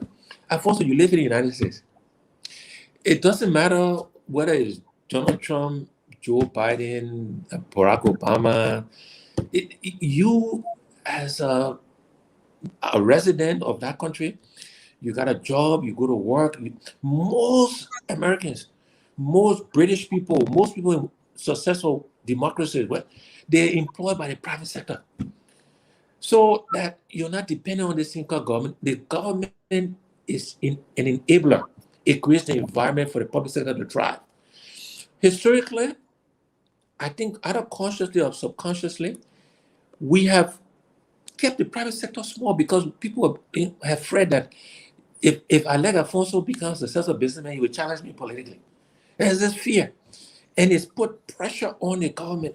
So I've made a statement, the government should not be a net employer. The private sector. So we got to grow the private sector, then reduce the size of government. The government today is like a social service. How are you going to do that? We're going to do that by, again, also the things I mentioned earlier, right? We're going to make sure that we restore confidence in the management of the country. We're going to make sure we focus on different sectors, agricultural sector, on ecotourism, on stopping the stealing, reinvesting in education, in technology, in healthcare. These are all the actions we will take, right, to restore confidence and to grow the economy, to create jobs for our people. That's how we grow the private sector. Make sure Liberians are disproportionately benefiting from the growth in the private sector. Look, we import everything we consume today as a country, almost 90%, right? Liberians can do the importation, Alfonso. Importation is arithmetic, it's not even algebra. You import for $10, you sell for $10.50. You import for $3, you sell for $4. Liberians can do this, right? So why not enable them to do it? Make sure they pay their people well, they help other Liberians, while we try to create the environment to manufacture for ourselves and produce our own goods and services, right? So we can grow the private sector, create jobs there, reduce the pressure on the single government, and then Liberians can do what they want, say what they want, and I'm worried that a family will be punished, or they will be punished, or they will get fired, or they will lose their contract. That's it shouldn't be that way. It doesn't have to be that way. We got to change the paradigm, and that's the paradigm I want to change, and I believe we can and should change. All right, we're going to take a quick break for our guests to get a cup of water. We are gradually winding down. We're going to be breaking our guys here. I will be right back. I'm Alfonso Zienso in an exclusive with the political leader of the Alternative National Congress on the line, joining us from the nation's capital of Monrovia. He likes to give people the benefit of the doubt. He'll trust you first until you prove otherwise. I ran the Coke business in Nigeria. I was business unit president for about half of Africa. And then for almost 7 years, I ran an entire Africa group for the Coca-Cola Company. Born in 1956 at the Old Government Hospital in Monrovia, Alex, the third of 4 children and the only son, he would attend elementary school at Demonstration and high school at the College of West Africa. Alex and myself, we became friends in 1971. That's about 45 years ago. We met in the 10th grade and we just became fast friends. I love music. If people want to know, I actually like to dance. It surprises people. We're here. We love talking. So we love talking the issues, but it's good to dance because that is a therapy itself. I love that. Thank you so much. Let's talk on other issue here. I will try to be a little bit illustrative here, then I can get your reaction here. This is what our guys reporting, our correspondent base in the city of Bangat. Let me just show you these images here coming from Bangat, Republic of Liberia. And this has to do with the global warming. Mr. Cummings, seeing those images that you are saying is happening in Liberia. Is global warming real? What will Cummings presidency do when it comes to global warming? Are you having a conversation with your team members now? Yeah. So, Alfonso, global warming is real. The science, and I believe in science. I believe in data. I read a lot, and the science is irrefutable that global warming, climate change is real. But we also need to put it in some context, though, that we are a very small, we as in Liberia, we are a very small contributor to the global warming trends. The reality is, these are facts, is the bigger countries of the world, the United States, Western Europe, China, India, Russia, they are the primary contributors to climate change, to global warming. Let's be clear, and this is not casting aspersion at anybody. These are just facts, and they acknowledge that as well. And we, as in Liberia specifically, we contribute, but it's relatively small, right? But we got to do our part in that regards. We got to protect our forests, or we got to responsibly harvest our forests so that we don't, contribute any more than we should to this climate change situation. So we got to be responsible. But beyond that, though, given the reality of climate change, we got to make sure we're looking after the basic needs of our living in areas in floodplains. If you ride into Robertsfield, on Robertsfield Highway, and many of the houses along the highway were built right in swampy areas because that's what swamp plains.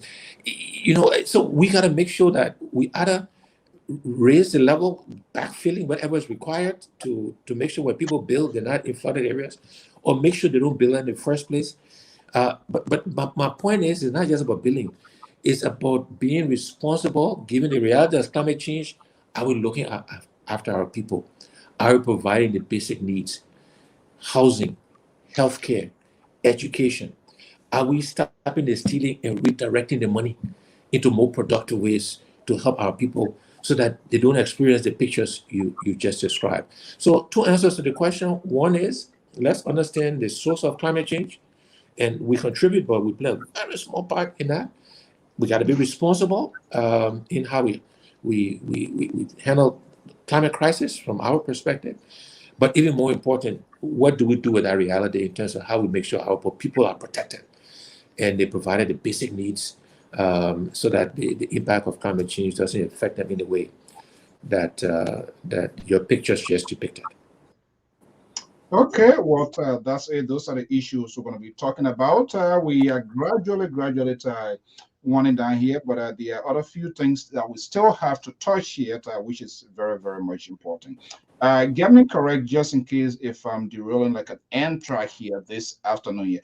You did not last time attend the economic forum that was held or under the auspices of the government of the Republic of Liberia. Is that correct? Well, the original one they had was in April. I don't remember, was it 2018 or 19? You may have the facts. Yeah, and there was you issue a statement, correct? I did. I issued not a statement, but I even wrote a report with very specific recommendations. We were represented at that meeting. Senator Kanga Lawrence represented the CPP at that meeting, if I recall, if it's the same one we're talking about. But I was not able to attend. I was not in the country at the time. But I wanted to make sure that because I supported the idea of the conference, and we issued a written set of recommendations that was actually included in the summary of the report. I believe Dr. Toga McIntosh led that process on behalf of the government. And in this final report of many recommendations they got, he included my recommendations in there. So it's on the record, Alfonso, that we participated, although not physically in the room, we participated through very specific recommendations. But what's even more important to Alfonso, the government has done nothing. Zero. That get together was a facade. You know, they went there, they apparently, the people presented, blah blah blah, everybody left. Zero. Nothing happened. Now, look where the economy is today. Look what Liberian people are.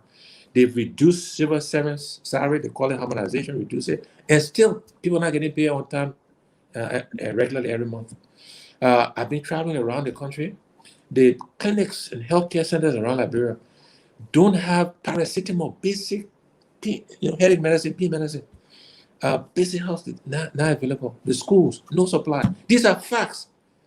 Have your reporters on the ground, other people go check. Yeah, I'm not just saying it. I'm not playing politics here. Fact. Liberian people are experiencing the hardship. You're a politician. Why not play politics? Well, we can, but I also want people to know that it's fact. I'm not making it up. Oh. It's true, right? It's true. So they did nothing with that. Those recommendations. Forget even mine. There were other good people that recommended that they called and did nothing. No, so that brings me to the point as we gradually get this plane to land foreign policy. Let's talk a little bit here.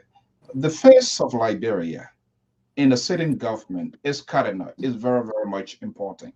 I remember the late Samuel Doe, at some point in time, there was changes made, brought in a career diplomat, Ernest Eastman, Ambassador Ernest Eastman, then with the Manon River Union, to project to the international community, to donors, to bring in confidence, to restore some sort of credibility to the face of the government. How will the administrations of Alexander Cummings' foreign policy look like with that of the domestic one? How will it be complemented? What will be the face? Do you have people standing by now if you are elected? Or will you tell us you're going to tell people to hold on as well? Yeah, no, look, we're building a team of experts, Alfonso, across all the sectors. We're identifying people, healthcare, education, foreign policy, national security, judiciary, etc. But to answer your questions though, and I'm glad you made a point there. I don't know if listeners caught this, the intersection of domestic policy and foreign policy. They have to be complementary. So on the one hand, you have what I call your traditional foreign policy view, which is very important. What do I mean by traditional? First, foreign policy starts with self-interest. What are your interests? What are you trying to achieve? And again, that's where that intersection of domestic and foreign policy comes into play. But I will come back to that. But we also, there's a recognition that we live within the Monetary Union, so having good relationships with our neighbors, Ivory Coast, Guinea, Sierra Leone, very important that relationships are good. This is why the Guinean situation we have to watch and is worrying. Then we live in the ECOWAS sub-region. So you think about these as concentric circles. So then we've got to make sure our relationships within ECOWAS, we are considered responsible members of ECOWAS. We're paying our dues to these various organizations, and we got to be an important part of that. Then you got the African Union, which we are part of. We are Africans, we're part of the African Union. And then, of course, you got United Nations, the Americans, historically our long-term partner. So understanding and managing all of those things, traditional foreign policy, relationships, important. On the interest part, our interest is the economic development of Liberia. And our foreign policy has to be focused on the economic development of Liberia. We should be putting embassies in countries that will contribute to the economic development of Liberia. We should have, within the foreign ministry, a group of economists and folks that the foreign ministry should be linked to how can this country or this individual in this country or this sector, how can they help grow the economy of Liberia? We got to be riveted because that's the primary problem. So that for me is the intersection of our domestic and foreign policy, and the example. So Ethiopia having issues now, the civil war, etc. But prior to the challenges they had, they were among the fastest growing economies in the world. Fact, right? Many reasons why that was happening, but I had a chance when I was running Cook Africa, because we're looking at investing in a new facility in Ethiopia, a new plant. And we met with the deputy minister at the time, a woman who was in charge of economic affairs, and she was the one reaching out, trying to attract businesses to Ethiopia through the embassies around the world. She was the coordinator in Addis. And for me, that rang a bell. That says, you know what, given the challenges of the economy in our country, we got to link foreign policy and domestic policy. And so as we talk to foreign partners, we should be thinking, how can they help create jobs for our people? How can they help grow our economy? How can they help in our rubber? How can they help us add value to our iron ore? How can they help with our gold and other natural resources? How can they help us with ecotourism? Who in the United States? Who in the UK? Who in Germany? Who in the EU? Who in China? Who in the Soviet Union? Where are these people that can help us grow economically? And that got to be part of the foreign policy, even in the sub-region. Who in Nigeria, Ghana, right? I think that intersection is important. And in a communist administration, we would link that because it's about creating jobs for our people, getting resources and money to improve healthcare, education, et cetera, et cetera. So that's how we think about foreign policy. It starts with our interest, understanding the interests of others, and then finding a middle ground because it's got to be mutually beneficial for all parties involved. But we got to be clear what our interests are, and it's about the economic growth and sustainability of our country. Quickly here, I'm concerned because when I monitor the news, I want the good of my country, no matter who is the president. But there must be some evidence, there must be some sort of courage.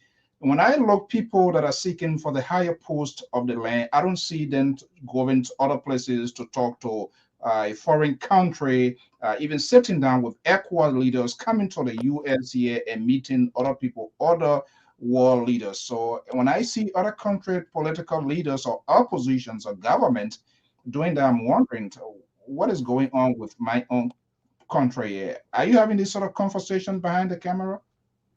Yeah, I am. And I think you will see more of that visibly because, Alfonso, you also have to look at the perspective of the other country. So, the president of Ghana or the president of Ivory Coast, of Nigeria, Kenya, South Africa, they have to be careful in which opposition leaders they're meeting in other people's countries, because they can't be seen to be interfering in the internal affairs of another country. That's a cardinal basic rule of the United Nations, the African Union, and so on, is non-interference in the internal affairs of other countries. So even from the perspective of the other presidents, they often have to be careful who they meet. But what I will say to you, those conversations are happening, at least speak for myself, they're happening behind closed doors, one. And two, it will happen more and more when it's clear on who will lead the opposition to go after President Weah. Then I think you will see more visibly, because then the presidents of those countries will of course talk to President Weah, he's their colleague, and they will talk to his major opposition, because that opposition will replace him, and he will understand that. And so that happens. If you go back to the United States, right, when it was clear that Barack Obama was going to be the Democratic nominee, he went to Germany, and the German president met him, because it was either going to be McCain, who he was going against, or it was going to be him. And so then they're free to talk to both sides, because both sides know that one of us will be president, and it will not hold it against, the country that are having these meetings. So when we set up this CPP nomination situation, then you will see more visibly us interacting with people in the region, in Africa, and indeed, across the world. But we're having those quiet conversations as we speak. Okay, we will soon be wrapping up to bring my guys with the question here, but quickly here, how much the Cummings administration will spend on agriculture, education, and health? What could be the approximate figure that you have on the docket? Enan? No, so I don't have specific figures in that regard, Alfonso. Again, as we mentioned earlier, we're assembling a team of experts. We know sort of directionally, we know the areas of emphasis where we're going to focus in terms of time and resources. We also know that we're not going to try to do everything. So within each sector, we know we're going to have to prioritize and make choices. But I think it would be premature to put numbers out there now. But I commit to you, though, we will put, the next time we have this conversation, next year we'll win the CB nomination. Because again, the full development of the platform for this, because this will be a CPP platform, the full development of the platform and the numbers will come after we made a selection. And the standard bearer, I'm optimistic, confident it will be me. That team will do the work, and we'll put numbers to this. There's a team working now that is starting to do some of that work, a CPP team. We had an initial meeting last week, actually at Bella Casa Hotel. Our current chairman, Yomli Kanga Lawrence, and Lawrence got us together to take a first draft. So it's being worked on. But we're clear on the priorities. And again, when we succeed in leading the CPP, we'll be even more specifics. Because again, on day one, Alfonso, we'll know exactly who, what, when, and how. And that's around this country. In this profession here, that's what we are concerned about. It's not just talking. What do you consider? I'm quite sure you have folks around you here. What do you consider as an honest mistake with folks that are going to be working around you? And what could be a perfect example of an honest mistake if that happens in your cabinet? Look, people sometimes say, make statements that it's unintentional but it could be misinterpreted. A mistake that doesn't necessarily harm the country in any way, could be potentially forgiven. A personal indiscretion, we could potentially, forgive. But I want to be, because things are so bad in terms of our behaviors, that I want to be a bit intolerant, because I think that's necessary. And it's a slippery slope. Yeah, people make honest mistakes, and I will make some mistakes too. And I hope when that happens, Liberian people will cut me a little bit of slack, because none of us are perfect. This is why it's difficult to try to be specific, right? Mm-hmm. And we'll have to judge it given the circumstance, given the nature of the mistake. But the general message to Liberians, and it scares some people, right, when I make these kind of statements is that the country is where it is that we gotta be a little intolerant of, mistakes and stuff as a means, because we know we're human nature. We know we'll make mistakes. But if you start already excusing it even before it happens, it will be even worse, Alfonso. The China And boy. given where the country is, I'm not overly rigid. I will make mistakes too, but let's not compromise. Let's not cut slack too quickly. You seem to be a transparent guy. So here, how much money have you pumped into your own campaign, sir? I don't think it's appropriate for me to disclose that. All right. No, Alfonso. I'm cool with it. Okay. Let me bring my analysts. They're going to be asking their 1 or 2 questions here. So we decide to do it in a different context with the whole, to hear the voices themselves, so that the Liberians or the electors themselves can decide. Because choices people make, it does have consequences. I am Alfonso Z, and so in this exclusive with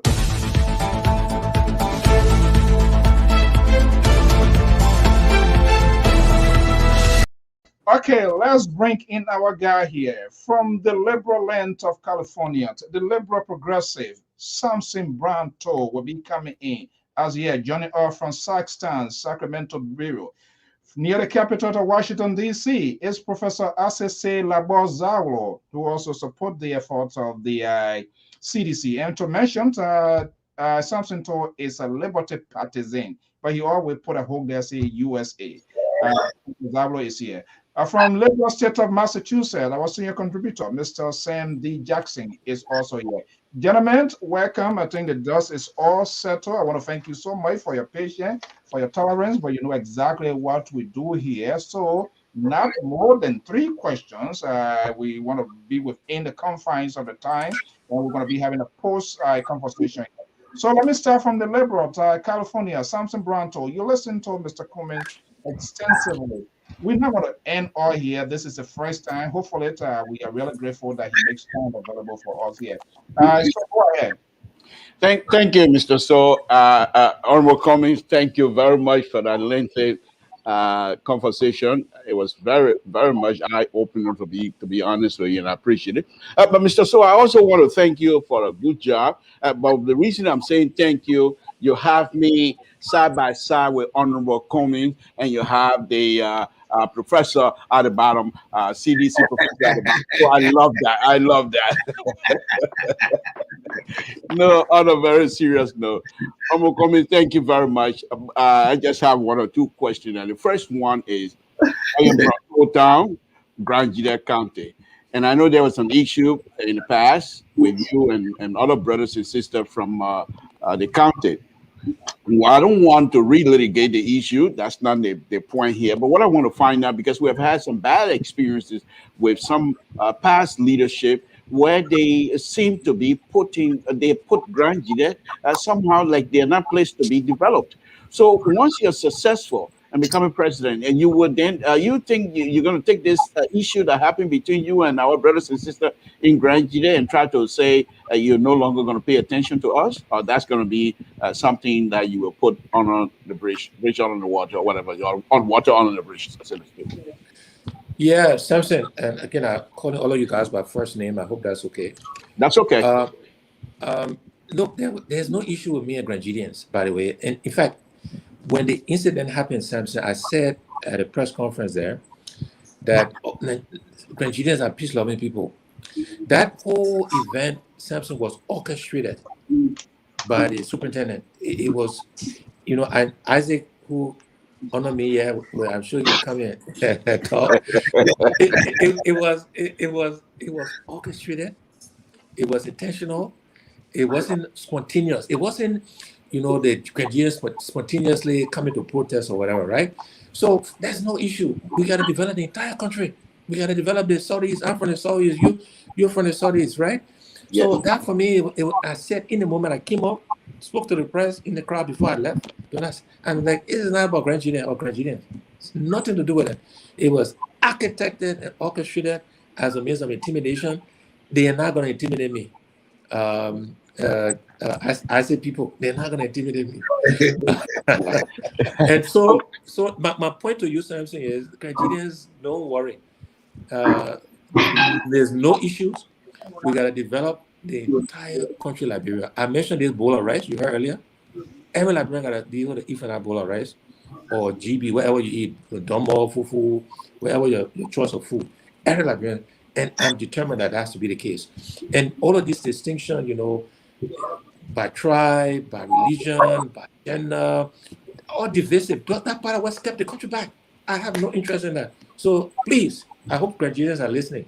Not to worry. Not a problem. Okay, two more here, then I will take leave of you, of course. The second question I have to do with my profession. I'm an engineer, and so, but I didn't hear anything in terms of infrastructure with all of the conversation with you and Mr. So. I did not hear anything in terms of road. I know you travel extensively throughout Liberia. You have experienced some of the bad roads and what have you. Now, the question that I have for you, Mr. I almost said Mr. President, of course. Why not? Why not, Mr. President? I'll say it. I hope you don't want to switch party now. That's okay. But the question is, what are some of the things you will be doing to actually alleviate the road bad issue of the road condition in the country? And I'm not going to call on the present government or the past government. I just want to hear from you. What are some of the things that you have in mind? I don't want to deal with what these people are doing or what they have done wrong or what have you. That's not the point. But what do you have in mind to actually straighten the things up? Great question, Samson. And I said, Samson is CPP man, so he can call him Mr. President. He will call Boca the same thing as well. So, or Senator Kanga Lawrence. Yes. So infrastructure is cardinal. If you look at the ANC, and again, we're merging our various platforms into one CPP platform. But if you look at the ANC one, you will see that infrastructure is one of the highest priorities. And we define infrastructure as follows. In no particular order, again, electricity. We're all electricity, we're all current. You can't do anything. You can't manufacture. Students can barely study their lesson. The barbers in the barber shop, yes, our people are innovative. They use the razor blade, it works. That's how I get my haircut. But if you had electricity, you could use, electrical clippers. So it's so foundational, right? Second area is roads. You mentioned roads, right? Connecting the country, you're right. I've traveled the length and breadth of Liberia. Experience is the bad road. So roads we need to. Water. If you look at many diseases that kill our people, these things are all interrelated, by the way. When we talk about these things, they're not discrete, right? Waterborne diseases, right? Typhoid, diarrhea, even malaria. Water sanitation, very important to fix water. And then internet connectivity. People don't talk about this. We have to make sure Liberia is connected because technology is also part of what will help transform our country more radically. If we're able to change, we'll be able to leapfrog if we use technology. So those are the 4 infrastructure areas we focused on. And so then it's about finding the resources to invest in those areas. Combination of growing our national revenue, combination of taking on some debt. Debt is not a bad thing if used productively. You can pay it back. And then making the choices of which of these you will focus on where. Because we can't do it all. When you try to do everything, you do nothing well. You do small, and you have no impact. So those are the 4 cardinal areas. And then we'll decide how we sequence, how we focus on this. But infrastructure is the foundation for everything we do. And so roads is one of the 4. But electricity, I will put, is even more important, frankly, followed by roads, water, and then internet connectivity. Okay, one last question, Mr. So. I think we are allowed 3, you said. So at least one last question. It's okay, Alfonso. I will hang out with you guys for a little while. Okay. We want to make Let's sure. get everybody 3-3. Yeah. Okay. Yeah. Thank you. Thank you. Because he was getting ready to throw the hammock down here. But thank you. Yeah. So the last question is, you stated earlier that no matter what happened in the CPP, whether you Dr. Barkai, each of you will support one another at the end of that. Here in the diaspora, each of the political parties that are part of the CPP has their membership here. What are some of the things you people are doing to bring these people together and have them? Because basically, most likely, these brothers and sisters here in the diaspora will not only be a financial supporter to any of you that will come on top, but they're also most likely also going to be supplying in terms of the brain power to complement some of the things that you want to do. So I think the idea of bringing these brothers and sisters in these different political parties, knowing for the what you're thinking will happen, that we have to come together as one and then go against the CDC. Right. What are you guys doing to bring this group together? Because the conversation out there is getting to be deafening. It's getting to be, not comfortable, I would say. So what are you guys doing, the political leaders, to make sure that these brothers and sisters stay on message? Yeah, well, the honest answer is, Samson, we got work to do in that regard. And we can't pretend that we don't. We have a CPP USA organization, just like we got CPP in Liberia. We need to re-engage them, re-energize them, and get them to work together. We have individually said to our people, they need to tone down the rhetoric. And I believe, look, it's relative. Samson, I always say our democracy is young. We got to crawl before you walk, before you run. And I understand Liberians want us to be running right away. And that's a good aspiration. But the fact is, it would take a while to change the political disposition of our country and our people. I think the rhetoric has come down a little bit, not enough. It's still too high. And we need more work to do to talk to our individual partisans to bring the rhetoric down. And then we need to be more intentional about getting the CPP USA to work together. Get the full parties, there's an organization, the leaders are supposed to be meeting periodically, but we need to focus on that. And the bottom line is, Samson, we got work to do in that respect. And we got to do that quickly to make sure that we don't splinter and that there's not too much bad blood at the end of the day. But we got work to do is the honest answer. Thank you very much. Okay, let me go to Professor Isaac Said Labozalo. It's our senior contributor here on the Liberia Public Radio. Professor, are you there? Oh, I'm here. I'm here. Okay, go ahead. So you see, you brought the man on, Honorable Cummings. He said all these bad things about my people, and then you put me under him. Now I see you put us side by side, so I think that's better. That should have been on top. Because right now we are the president, right? Yes, you are. Yeah, you fine. You guys got the government. So here we go. Yeah, I'm representing President. Yeah. So let me go on top. On a serious note, thank you very much. Mr. Cummings, I'm a seditious, as indicated very clearly. I'm a person who wants to hear. I want to hear about the vision of every politician in Liberia. As we, approach the 2023 elections. I have a few questions here for you. You recently appointed Isaac Vatuba. Isaac, perhaps you may know or may not, is a very good friend of mine, and he was the chairman of the CDC USA when I served as Secretary General. We have a very good working relationship. He's a very brilliant, hardworking man. I noticed that he's hit the ground rolling, and he has, just in a very short period of time, I think he has given you a different face. He has presented you to Liberians in a way that I think the ANC or the CPP struggled in the past, to present you in. So my question to you, how easy was it for you to make that decision to appoint a former chairman of the CDC USA to such a position? I understand that there was some, dissatisfaction, disenchantment within your own ranks. How were you able to overcome those things to appoint such a fine, brilliant young man as your chief of staff? So, Professor Isaac, how much did Ava pay you to make those statements on his behalf? No, good question.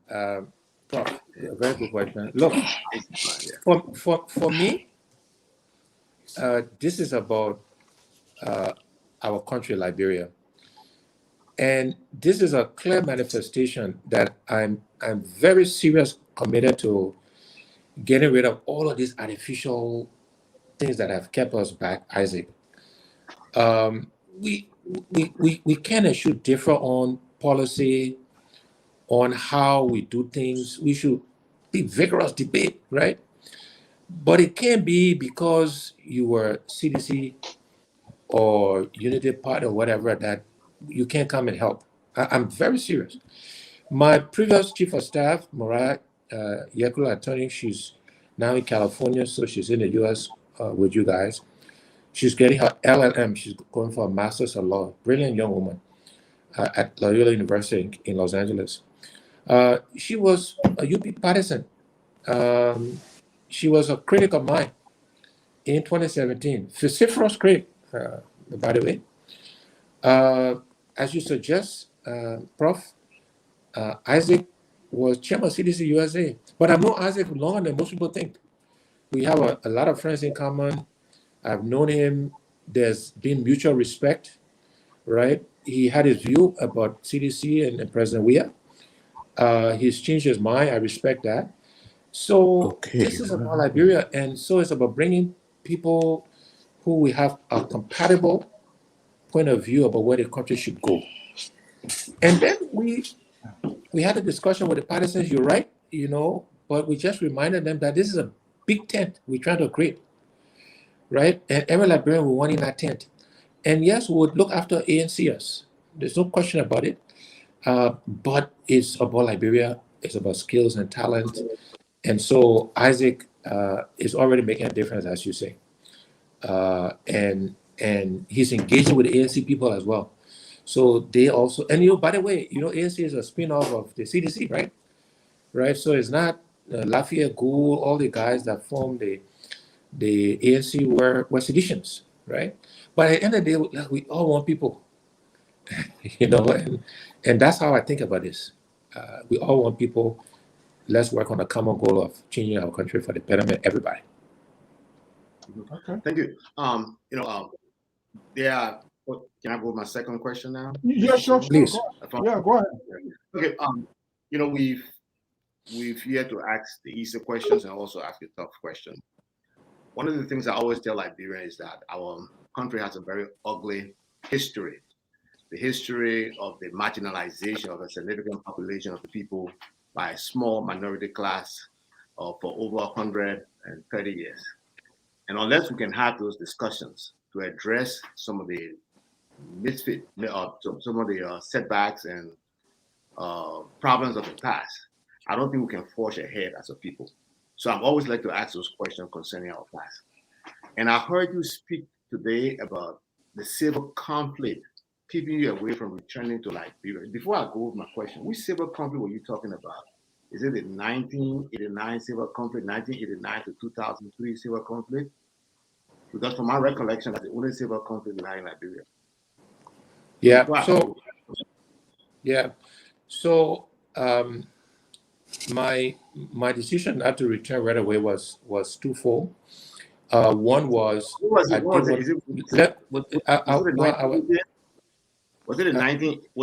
1989 civil conflict, or was it any other conflict you're talking about? No, it's 1989. But let me just answer the question, please. Right. Mm-hmm. So my decision not to return right away was twofold. One is I wanted to get some experience in the United States, some international experience. So, and that took some time. And then the 89 conflict is what I'm talking about specifically. Yes. So my thing to you is that, do you consider what transpired in 1980 a civil conflict? Because many see it as a popular uprising of the majority of the Liberian population from the marginalization by the American-Liberian oligarchy that dominated the body politics and kept a significant segment of the population from the body politics. So I don't think many Liberians see it as a civil conflict. So is that your characterization of April 12, 1980 as a civil conflict? So I would like to hear about that. And then how do you balance that with the transformation that unfolded in Liberia in terms of expanding opportunities to the broader sector of Liberian population that was not come up during the days prior to 1980? So again, as I said to your earlier question, I was not characterizing the 1980 coup as a civil conflict. That's why I said my reason for not returning right away was twofold. One, I wanted to get the experience of working in the United States, working outside of Liberia, and then the 1989 conflict took place. So I'm being very clear, Isaac, on that characterization. Let me also say that yes, the quote unquote settlers or Congo people, whatever we want to call them, did marginalize majority of Liberians. It's a fact, whether we like it or not. And yes, we got to have that conversation. Because if we don't, I agree with you, we're not going to be able to move forward. But I also know we can't stay in the past either. So we got to have the conversation. We got to acknowledge what happened. We got to acknowledge what happened since then. And then we got to move forward. So we can't keep wallowing in the past. We got to talk about it. We got to acknowledge it. We got to make sure we don't repeat the mistakes. This is why I use my analogy of the bowl of rice, that everybody got to eat the bowl of rice. First, the Congo people kept the rice to themselves. It's a fact. Let's not pretend, right? Then some people claim, it's alleged that Samson is on yet, that it was the Crown people that kept most of the rice to themselves. True or not? Now, people allege that it's if you're not sedition, so it's not even tribal. If you're not sedition, you can't put your hand in a bowl of rice. These are the conversations we need to have. And agree it or not, or debate it. Is it true or is it not true? And then what's the way forward? So no disagreement having those conversations. All right. That was the last question, right? The third question. So what's going on? No, you don't want me to ask that question? Oh, no, I don't want to make sure. I see you bobbing your eyes to me, so I don't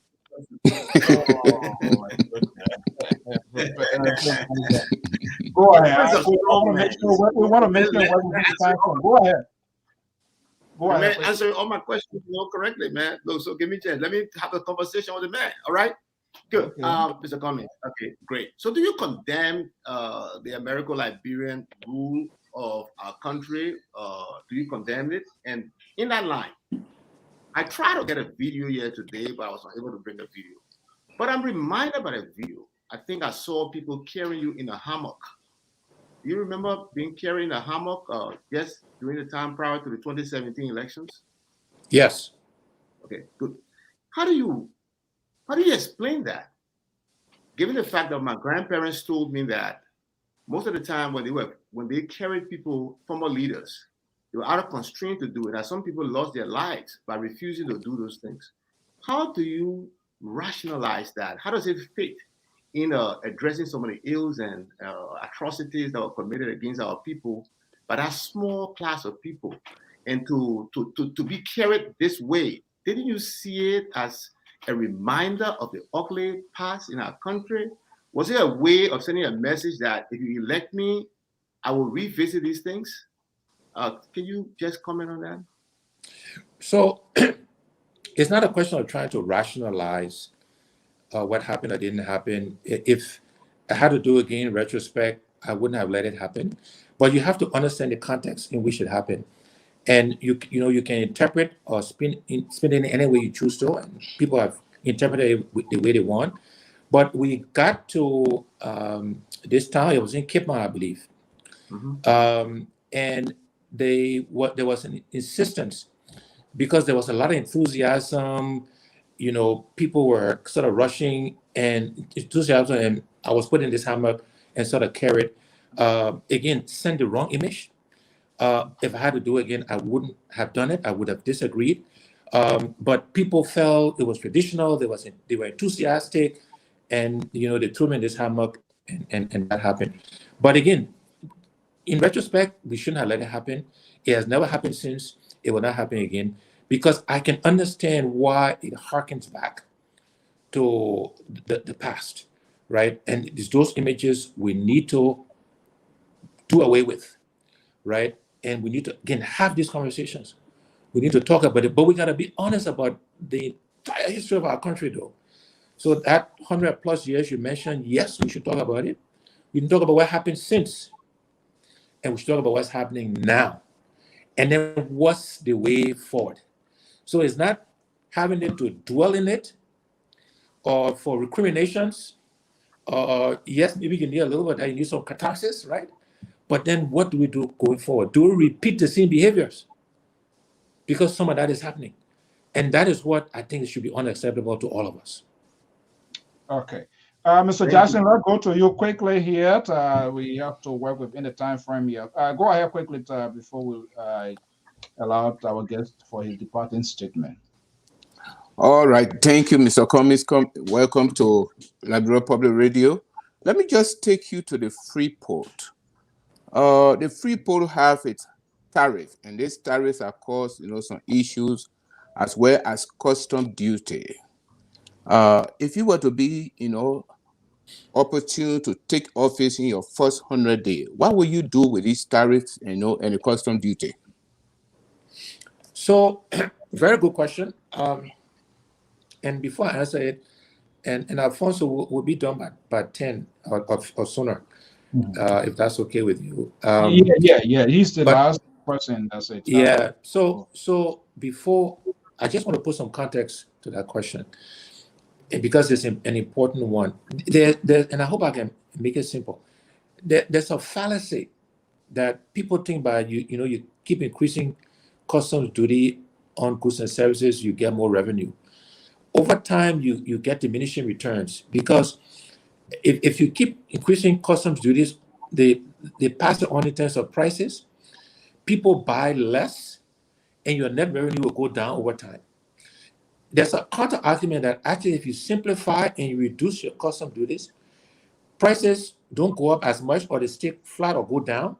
People buy more. You actually end up making more money, more revenue as a government. So there are two things we should think about when we think about customs and excise duties. One is, let's simplify it as much as we can, right? To fix rates, right? Some of that we're constrained by ECOWAS agreements, World Trade Organization agreements, etc. But to the extent we can simplify and reduce, both simplify and reduce, it will help spur economic activity, and ultimately the government actually generate more revenue, because if you take whatever commodity, if the price is lowered, Liberians can consume more, they import more, you make more money, right? So we need to simplify and reduce, take all the complexity, cost, and excise duties, so we can have free movement of goods and services coming to the port. Mr. Jackson, go ahead. Okay. For your other question. Yes. My second question had to do with the central bank. If you can remember, when President Weah came to power, one of the issues that he had was the 16 billion, and there was an issue of money flowing from the central bank to this, to the commercial bank. I wanted to know, what are some of the internal control measures, if you were to take over, that you were able to put in place, that cash flow from the central bank to the commercial bank? How will it be monitored? That tomorrow any auditor can just lay hand on it. Is there any comment about it, please? Yeah, so quickly, before I comment on that, I just want to remind the Liberian people that this government, on the one hand, said there was too much money in circulation. I was at an event last week, Friday, I believe, or Dr. Toba Nanti, but a respected Liberian economist, just celebrated his 80th birthday, was making this point. On the one hand, they said there was too much money in circulation, so they needed $25 million to soak up excess currency. And on the other hand, they want to print more money because they said there's a liquidity issue. So, Isaac needs to talk to his people. Which one is it, right? But to your point, though, the central bank it first starts with getting the right leadership of the central bank, making sure we got the right central bank governor, respected economists, preferably with a PhD, doesn't have to be. You get the right people leading the central bank, they will manage all the control mechanisms. It's also about understanding exactly the amount of cash in circulation, which we claim is around, I think, 23 billion Liberian dollars, yet they want authorization to print something like 43, 45 billion Liberian dollars. Disconnect. The economy is not going to grow that fast to absorb the print of that kind of money. So there are all of these details, Sam, that we have to make sure that the fiscal and monetary policy are synchronized, that their direct correct controls exist within the central bank, because that $25 million we talked about, they still today cannot account for how that money was used or spent because of the lack of controls. And we need to make sure those kind of controls are in place so that every penny, Liberian or US dollar, will know exactly where it's spent, how it goes, what's been put into the banking system, what's outside the banking system, etc. Okay, my last question have to do with, it had to do with you personally. Your detractors are calling you, strangers, and they said that you never assist any Liberians when you were, flourishing, in your wealth, at Coca-Cola World. Do you have any comment in regards to that? Yeah, it's completely untrue. There are literally hundreds of Liberians we have helped back then, and we're doing now. It's another way of people, dividing us. And there are two things you said there. I mean, this stranger stuff is insulting, is divisive. It is harking back to the point that Isaac and I were talking about our history of our country. So anybody who says that, we should condemn that statement because it's untrue, and again, we're taking us back to the past. But to answer your question more constructively, in terms of giving, because there's a stranger label and then there's a giving label, I make no apologies.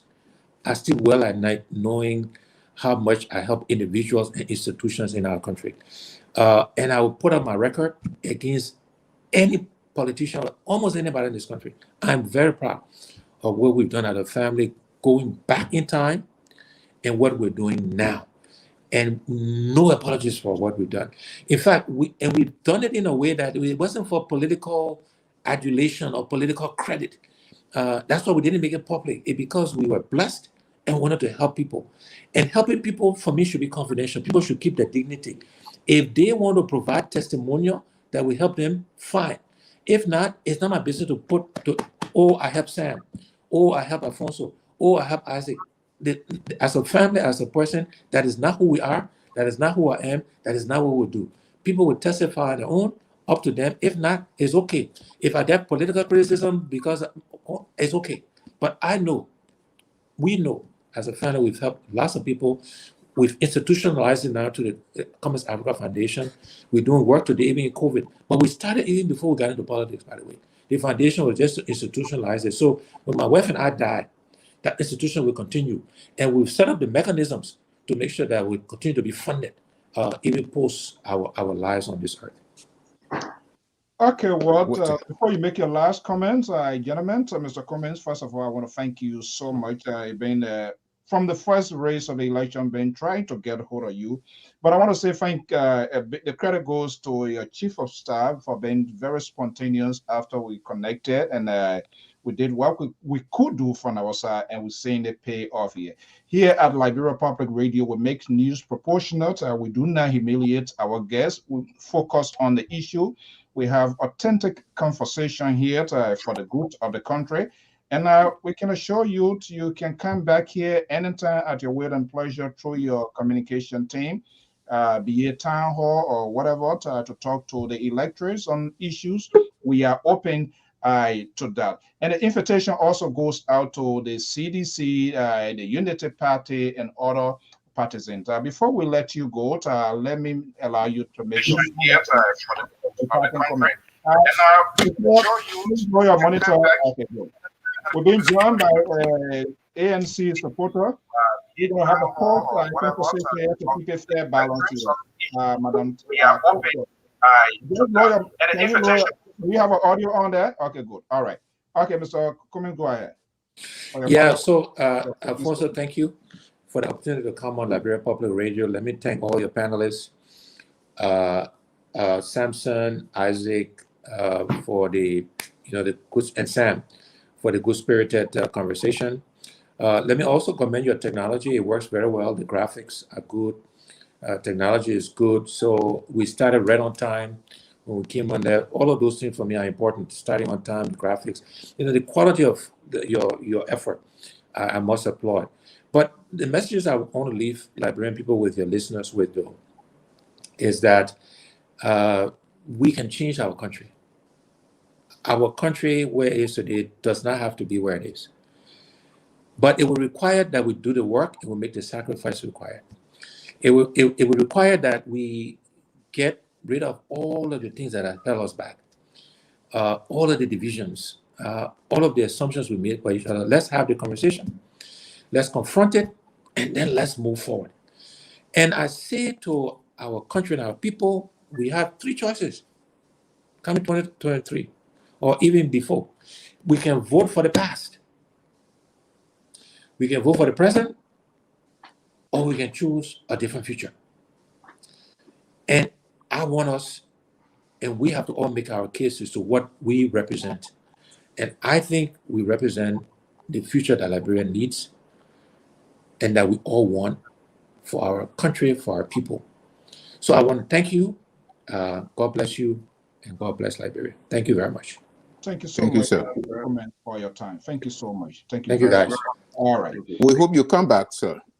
Okay, well, folks, that's how we're going to wrap this conversation. We're being joined by, in order to keep it proportional, there's going to be a post-interview now. We're going to be getting reaction. And let's go to the side, face the microphone of the Liberia Public Radio. Madam Victoria Toilet, is that the right name I'm calling? Yes, it's Victoria Tolo Kokwe, yes. That's the right name. Okay, let me make it much more easier for me here. I've been having a little hectic time here, Vic, if we were to call you. Let me get a quick reaction here from your leader or from your partisan, political leader, Alexander Benedict Cummings. What's your most takeaway here? Well, I'm sorry that I didn't have the opportunity to ask him maybe one or two questions on how his government will look like when he takes over in terms of gender and social inclusion. So I didn't have that opportunity to talk to him, but maybe another time we can talk about that.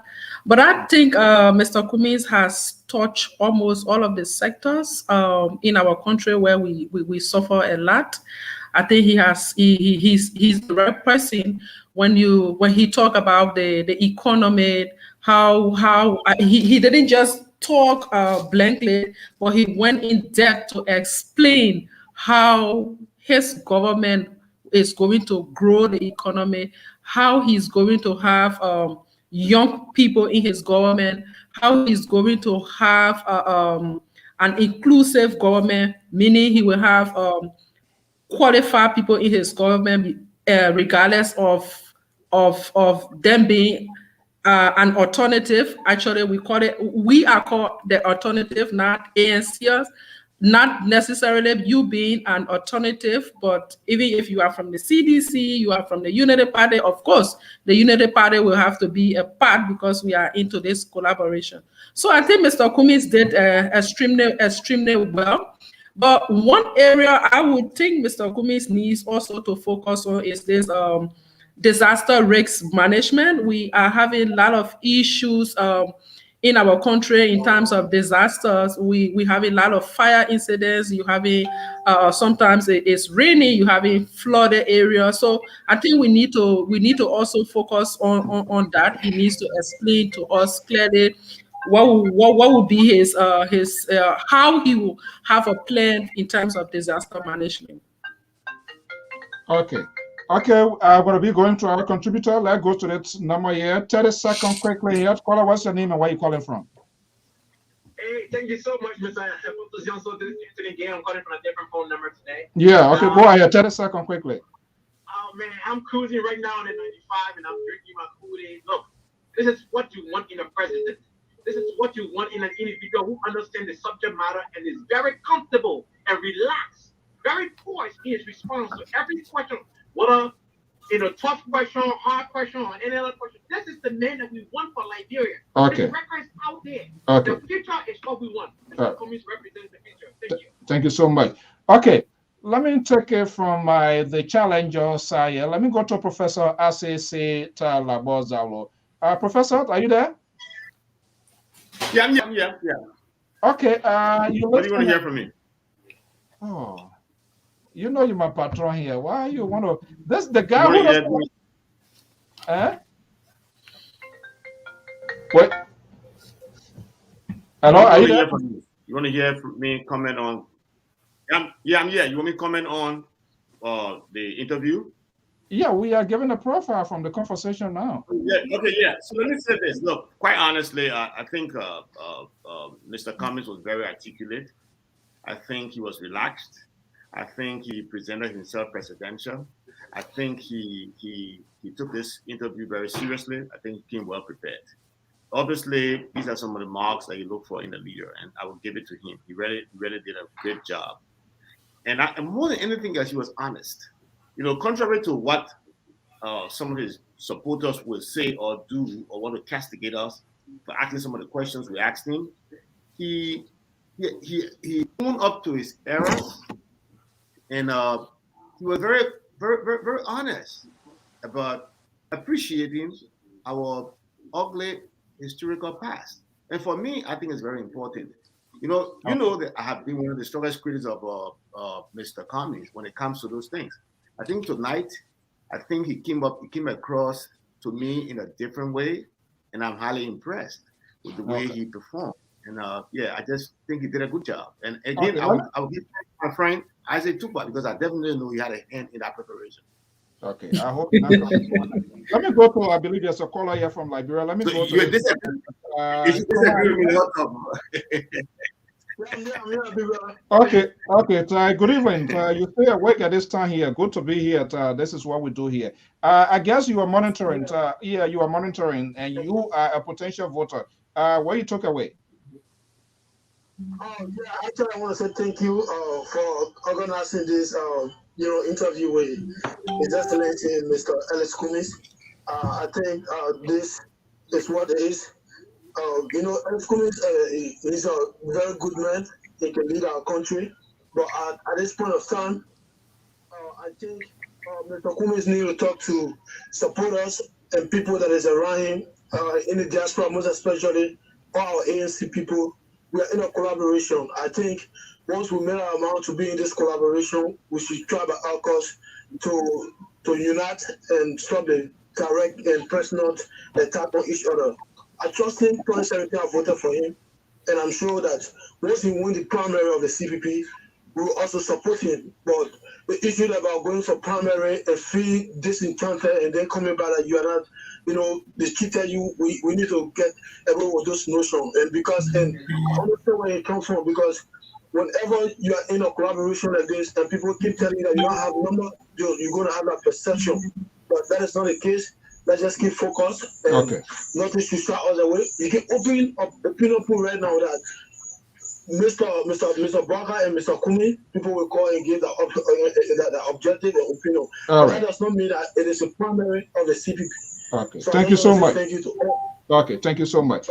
Okay, let me go back to the line there. The Liberal Progressive, are you there? Yes, I am, Mr. So. And even though you are part of the collaboration, but this is a true confession here from the professor who you were successfully branded and labeled as the CDC professor, but he came quite here to say, Mr. Cummings came prepared to this interview. Will that change your political direction? No, not by me. No. He's still a CDC professor. No, but on a very serious note, Mr. So, the professor, that's the hallmark of somebody who is educated. You have the ability to disagree. However, to be factual in whatever engagement you're going to have, and that's what he has demonstrated here tonight.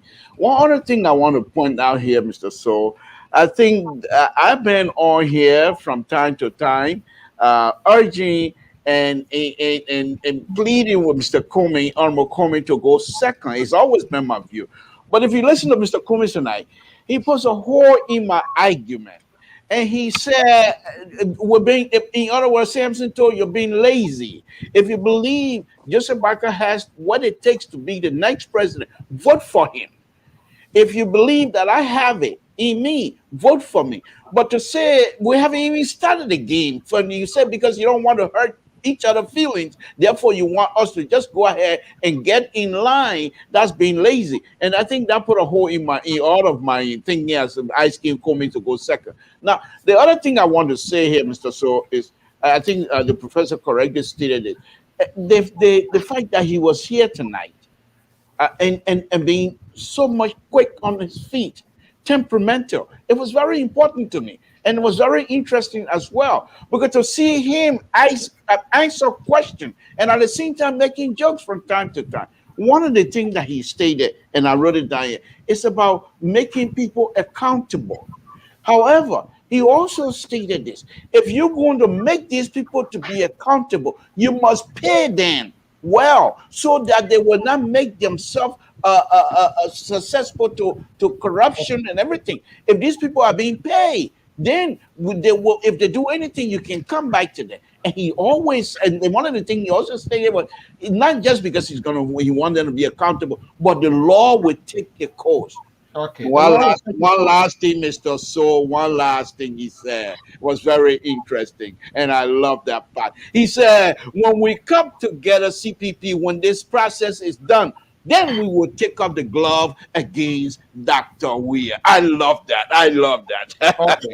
Mr. Jackson, I will be coming to you. Let me go back to the phone lines here to get our viewers and listeners' reactions. Let's keep the information proportional. Let me go to 503 number 8164. Are you there, caller?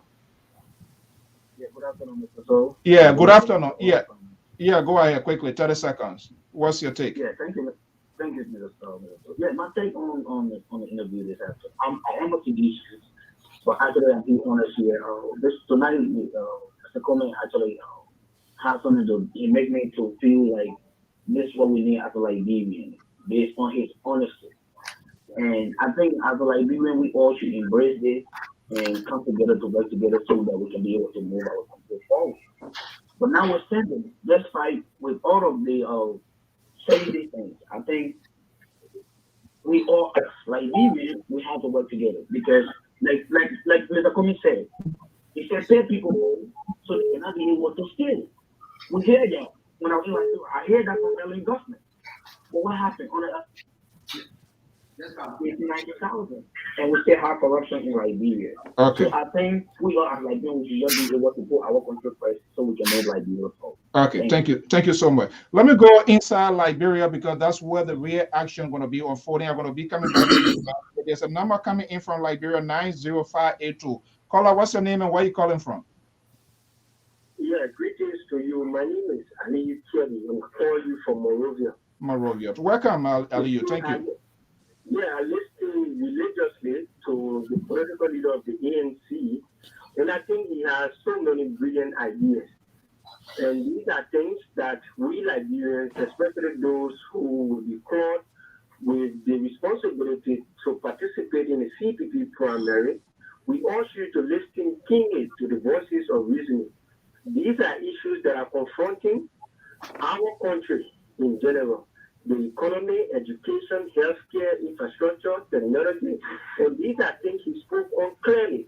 So he clearly articulated his vision for our country, how he intends to grow our economy, how he intends to create jobs and opportunity for young people.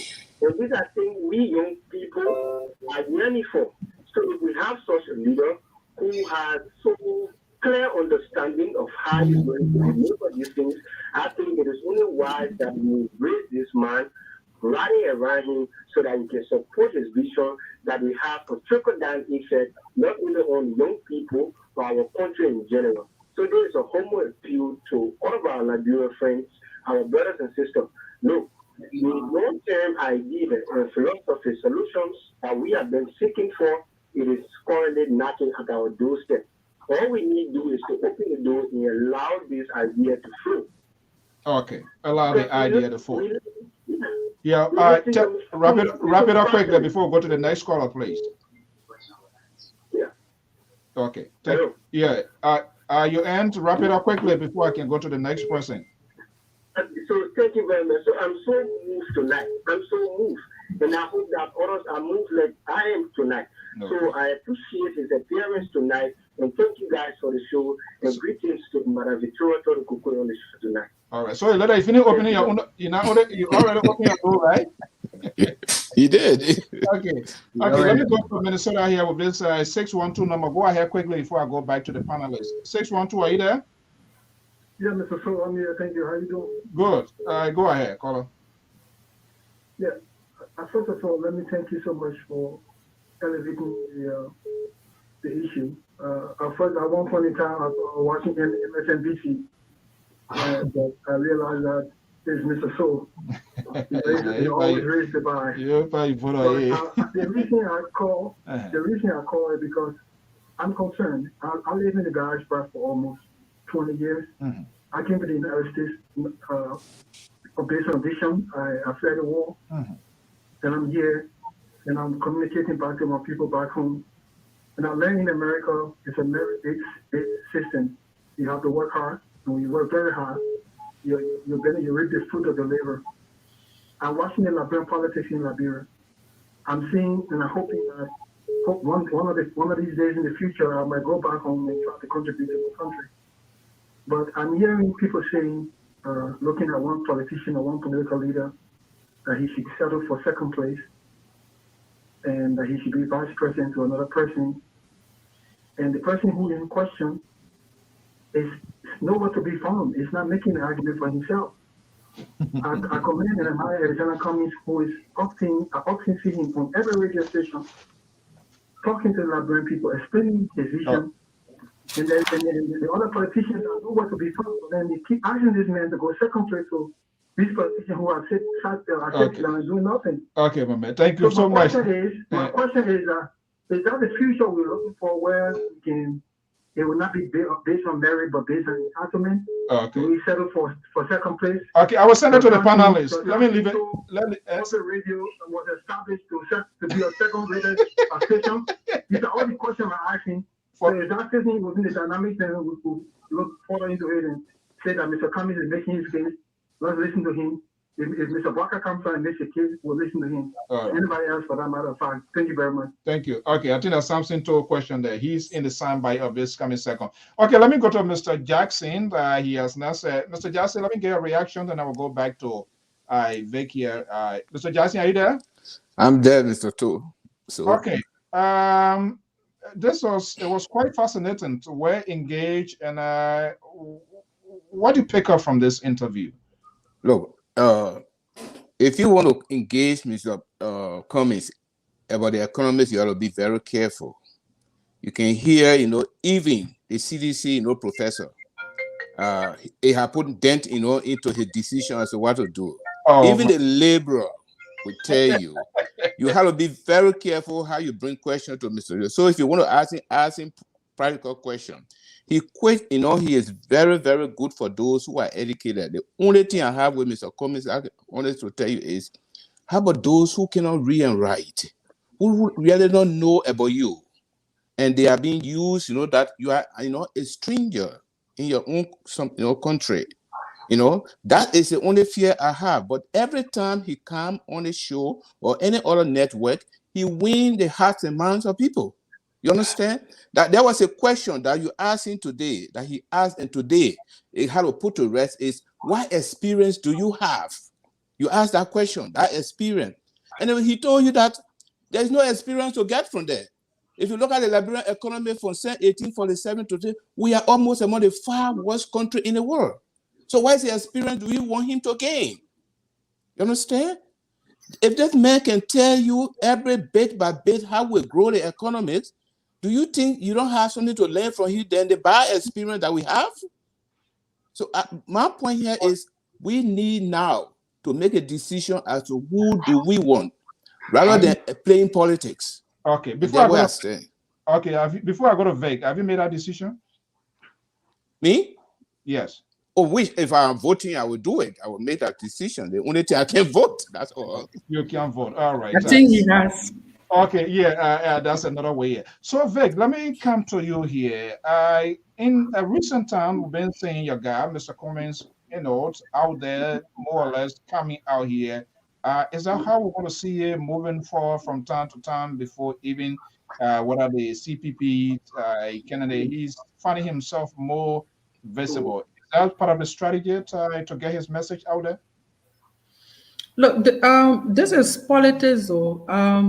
Mr. Cummings has been doing a lot of work, not only on the media or on the radios. Mr. Cummings has been in the communities and talking to people. And I listened to my brother talking about what's about the uneducated people. How do they get his message?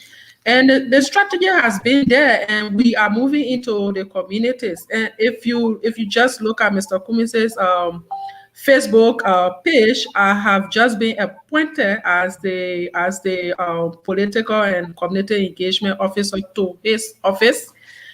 We have been doing lots and lots of good work.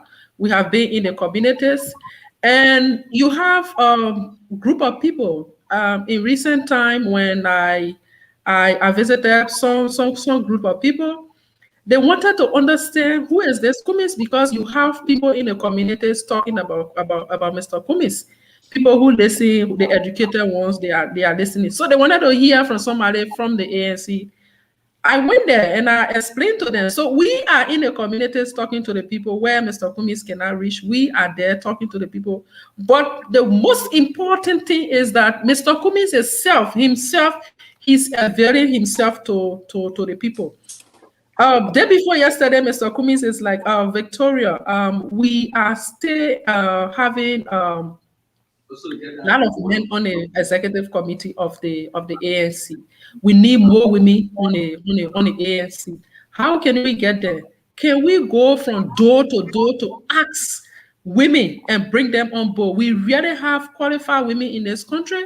Why are we not having them? Are you not doing a good job? Can I join you for us to go from house to house and look for them? You know, I laugh, but it's something serious. It's something serious, and I think women will have to get involved in politics. We cannot sit there and want to be a part of the process, but we do not want to make ourselves available to be part of the process. And Mr. Cummings has just promised me today again that beginning next week, he think it is something that we go from door to door and then just talk to women. Just talk to women because we have them there and just talk to them. So the message is going around. It's not just about sitting on the social media or on the radio and talking. Mr. Cummings himself, he's engaged in the community.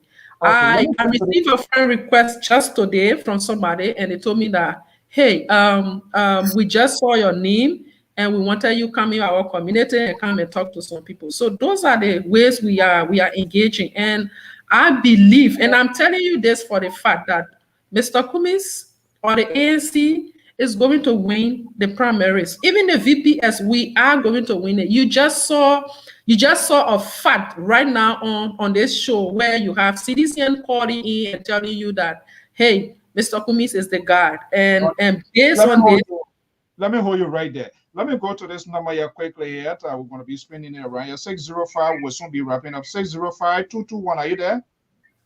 Yes, I'm there. What's your name and where are you calling from, please? Yeah, I'm calling from so far, South Dakota. Okay, let's hear what is going on within South Dakota relative to this program. I want to say thanks to you and to all the panelists tonight. You know, one thing I admire always about Mr. Cummings. He's not a person who always afraid of media. He's coming out. It's a leader who making a case for Liberia, who making a case for the young people of Liberia. This is not about who have the experience that never take up anywhere. And today we begin a list, and we have in the men that continue to make the case that they are going to do this. So I think it will be good enough that Liberians to be able to understand that will not be again for this to happen to us, having somebody in front of the media that tomorrow, if a Cummings is president today, like tomorrow a Cummings become the president, and he will be able to face any media to answer questions. But at the end, people that decided that this person have the experience, this person have the number. But we all find ourselves in CPP. So I think it will be good enough that we all look up to Mr. Cummings that let him continue the hard way and we support him.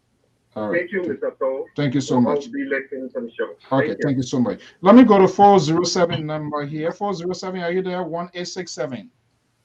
Yeah, hello. Yeah, hello. What's the name? Yeah, what's the name and where you calling from, please? I'm Paul Cooper. I'm calling from Florida. London. Yeah. Yeah. Yeah, go ahead, Paul. Paul, are you there? Paul, are you there? The ANC man, you got ugly. Oh, it's a thing I lose. Paul, are you there? Okay, I think lose Paul here. Let me go back. Let me go back to the line. When Paul comes back, I will come to him. Okay. Mr. So, I wanted to comment on something. Yeah, I'm coming. Let me see here. These are very unusual. Just so that Edward talks. Yeah, come in. Let me get this number from Liberia. Caller, good evening. Good evening. Yeah. Yeah. Oh, this is Tommy So. Senior brother. Yeah. You're aware monitoring? Yeah, that monitor just the last part of Mr. Cummings' speech, which of course he made mesh work. Oh my goodness. Being only restricted to those that he will appoint when he become president. Accountability should also extend to this government, people that live in office, and let them be question of what all they receive from this government for this nation, what they do with the money. So if you just say, oh look, we will let these people go, and then they just have to do the same thing. So people should start to give account of the government that will be living. It should not be, oh, because we are one family with all this, having did that. Oh, we are one family, we want to do this, and at the end of the day, we all are in the president. But let me just say this to you. He has to fight hard. And the presidency of Liberia, we have a lot of limited people in this country. If it's helped anybody, I'm sorry. But let me just tell you my experience one, let me guys talk to. There was a arrest that came to court, better arrest. And everybody was just going for better arrest. So I asked PC, but you know what? The Liberia don't buy rest, they buy the bed. So even if the rest is finished, a Lebanese merchant would take a different bed and put it in that rest bed and the better bed, and when they see it, they just buy it. You know, I listened to one of the last callers here and said, oh, look, the thing in this country is people, most of the people are already made up. I will bring you back to this Taylor time. You came on man, you came on back, I will vote for you. They went and voted. Ellen came and this all the woman being a banker for some time, will pour they happy. This what of government came, whether you know both, you don't know both. They told you so when you see the people talking the kind of thing, their mind is already made up. So it just bringing back to what I just told you about the rest bed people buying. It was not better but inside, but it was just buying the empty bed. So like I listened to something too. He made a very certain point. You see, before a child walks, you gotta crawl, then you go through the ring of fire. Right now, the contender for presidency in this country. Let's face reality. It will be between Bouaka and the incumbent president. Now I listen to somebody saying, oh, you need the CDC. But you know what we are saying in laboratory? People say the ANC is a breakaway of the CDC. So you see a lot of complications are coming. So if I was coming, like I would take the advice of or the progressive liberal, I like to hear you talking. And he go as vice president and you do it. But other than that, get me a record today. Other than that, I repeat, get me a record today. We have president, we got to go for second time in this country. Thank you for the time. Whew, okay. Well, so we allow people to, thank you so much. Okay, the line is bossing here pretty well. Let me come back to the folks here. Guys, are you there? Professor, I think you are calling my So can I end my talk? Yeah, okay. I think Miss Falkwell will talk. Yeah, okay. She's a Miss little. Falkwell attend her thought. Yeah, so go I'll ahead. give her a chance. Okay, so let me just begin to end my thoughts with the last caller. You know, usually we talk about numbers that the UP has the numbers, but it's a fact that right now Ambassador Bouaka is more popular than Mr. Cummings. But hey, can we translate this popularity into votes? That's a big question we should be asking ourselves. And politics is dynamics. The numbers are not sitting there waiting. If I just do a quick analysis, you will see that Mr. Cummings came in less than 2 years, and he was able to acquire like 112 votes plus. But today, if you look at the numbers have increased from that. based on few factors. Let's look at a few people who felt disenchanted in a unity party, resign and join the ANC. Let's take, for example, Nimba, Larry Yankwa from District 8. He resigned right after the elections. He got disenchanted. He has his reasons, and he joined the ANC. So he came with his own constituents, people who believe in him came with him.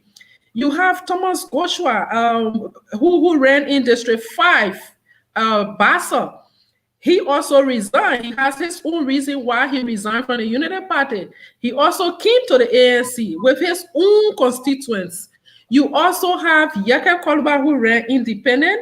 He also came back home because Yeke was one of the founding members of the ANC. You also have Bien Howard. Bien Howard ran independent, but he was running campaign for Ambassador Boaka. He also came on board to the ANC, and his people are committed to him. They came along with him. So you cannot keep saying that those numbers are lying there and just waiting for that time. And besides that, Mr. Cummings is doing lots and lots more of engagement. In recent time, I went to Lofa. The people asked. Let's keep it brief so that we will give the. Yes, I'm concluding. All right. So just in recent time, I was in Lofa, and the people were asking me, is it true that Mr. Cummings is going to go with Ambassador Boaka as vice? When I said no, they were relieved. They said yes, because we don't want for Mr. Cummings to go as vice, and he cannot go as president. Let him tell us now, so we can look for where we want to support. So people should stop saying these things over and over, that the numbers are lying there and just waiting for Unity Party. Okay, let me go to Steve here from the Sister Network TV, SKTV. They had a chance to feature Mr. Cummings. First, Steve, are you there? Yeah, Mr. So, how are you? Good. Good evening. So, welcome. Thank you. I following your conversation here from Minnesota. Okay, so give us the piece of pie you took away. Well, first of all, I'd like to acknowledge the Liberian people as the most important people on earth. And most important, I want to recognize the Liberian women as the most beautiful women, as evidenced by the woman you have in the studio there with you. And other Liberian women around the world. Thank you. Mr. Cummings today, I think he's making a substantial case, not only to make President George Weah use the word unpopular, but also to install himself as the strongest candidate to head the CPP. Now, we have to bear in mind, though, we have to take away this partisanship and the partisan, party-minded mentality. We also have to eradicate this notion of, the man been here for a long time, and the man are older man, like that man just go out second, and that man just come around. We have to move past that if we really want to make a difference. If we want to change our country, we have to start changing our mindsets. And no one else will do it apart from us. So we have the VP black guy who speaks when maybe I would use the word, other people not pass and pray, or they're not begging to come and talk. But you have somebody who's willing to speak to the Liberian people, let them know his plan. And you get people that come and tell the people, and let him just go on the VP. What sense does that make? It's like you sit down to your house, you don't do nothing to earn anything, but they walk and bring it to you. It doesn't make any sense. It doesn't align with the realities now of the 21st century. People have to be engaging. They have to be. They have to make sure that they want this. They have to invest in what they want, and they have to tell the people what they will do. Okay. What do we know so far? That is the concern that I'm having with our people. And the last thing I want to say, Mr. Saul, his message is resonating with the educated people. And what's about it? Look, let me say this on this point. I think it's part of all of us' responsibility. Like Mr. Cummings said on here earlier. If you want to support him, then it will be your responsibility to pass the message. Let's say, for example, if I want to support Mr. Cummings, it will be my responsibility to interpret in Bambi or Loma to my Oma all the way in Sesebu or in Johnson or so forth. It will be my responsibility to convince her, because that's how the message spreads. He might not be able to go all around the country to talk to everybody at once. But if you believe in this and you think this is change, then it's our responsibility to make the case. Thank you, and thank you, panelists, for Mr. Saul. Let me make one quick correction here, Mr. Saul. Let me make a correction here, please, if you don't mind. First of all, we can't come out here and let people make these statements that are not true. It's not like, and I'm not here to defend Mr. Dr. Baka or what have you. That's not the point. But Dr. Baka has been on other platforms engaging Liberians. So we can't ignore that because we don't like that particular platform or what have you. We can't ignore that and say he's not fighting for it. Dr. Baka perhaps need to reach out to other platforms, but he has been on other platforms before making his case. And to that point, Mr. So, I think Vice President Barker was even at a pool party, a beach party in swimming clothes, right, with his wife. Sometimes he was dancing. CDC professor, I don't need your help. That is enough. CDC professor, that's not the kind of helping contribution that I was looking for. Look. Oh my God! Exactly, man. I'm It's so consequential that look. I heard that Mrs. Boycott was so excited for the first time. I think her 41st anniversary, she danced with her husband. Look, so the man is really working. Nobody should take it from him. The vice president is working. But let me say a few things here. Look, you know, saying that Cummings was presidential doesn't necessarily translate to him being electable. There's still a lot of work to be done. And Ms. Cockway, look, great job. I see you doing. I see you, Ava, and some of the new people coming in. Might shake things up a little bit. Cummings has always been a great guy. But we have been able to borrow in his argument because of the kind of people who are selling it up there. They sold an elitist mindset. They did not connect with the ordinary people. They appear to be saviors from heaven. And so there was no affinity to the country, to the people. The idiosyncrasies didn't align with those of the Liberian people. And so it made it very difficult for Cummings to come up to, to come as an electable president. And I see that you guys are addressing those things, but you still got a long way to go. The second thing I wanted to make, and I think you're referring to Larry Yankwe. The politics in Liberia is so dynamic. When these people move from one party to another party, over time, it doesn't necessarily translate into the supporter moving because, our political system, the way it operates, representatives come in, they make promises. When they get to power, they can't deliver on those promises. So they are shifting alliances all along the way. So let's be very careful as we try to translate the movement of one person who won an election to vote, at the end. Let's be very careful with this. Now, another thing, Cummings was great. Mr. Cummings was great. He answered the questions. But I don't want us to leave from here with the impression that he answered all the questions correctly. For example, Cummings was not specific on how he will provide macro loan financing for ordinary Liberians who may not necessarily qualify under the traditional economic structures. Like, for example, they must provide a collateral. How do you give loan to those people who cannot provide a collateral? Those are questions he did not touch on. So he was not very specific. He talked about growing the economy. All those things he talked about are cliches. They have been said by every other politician. Ellen Johnson Sirleaf promised to grow the economy. Professor, let's not really get it. Let's not. But you already gave a great mic here. So on what basis? No. I said he was great. I didn't say that he answered all those questions. Let me finish.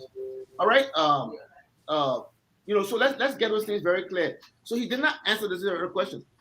Look, we were very intentional in asking Mr. Cummings the question about being allowed himself to be carried.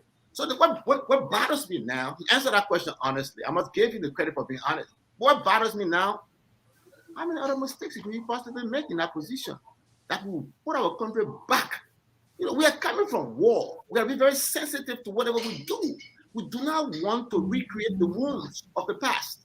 Another thing I was concerned about, he was very deliberate in saying that he will tackle, he will hold people accountable for corruption, stealing, as he used the word stealing, which I didn't think was a presidential word to use. But he restricted the time of President Weah.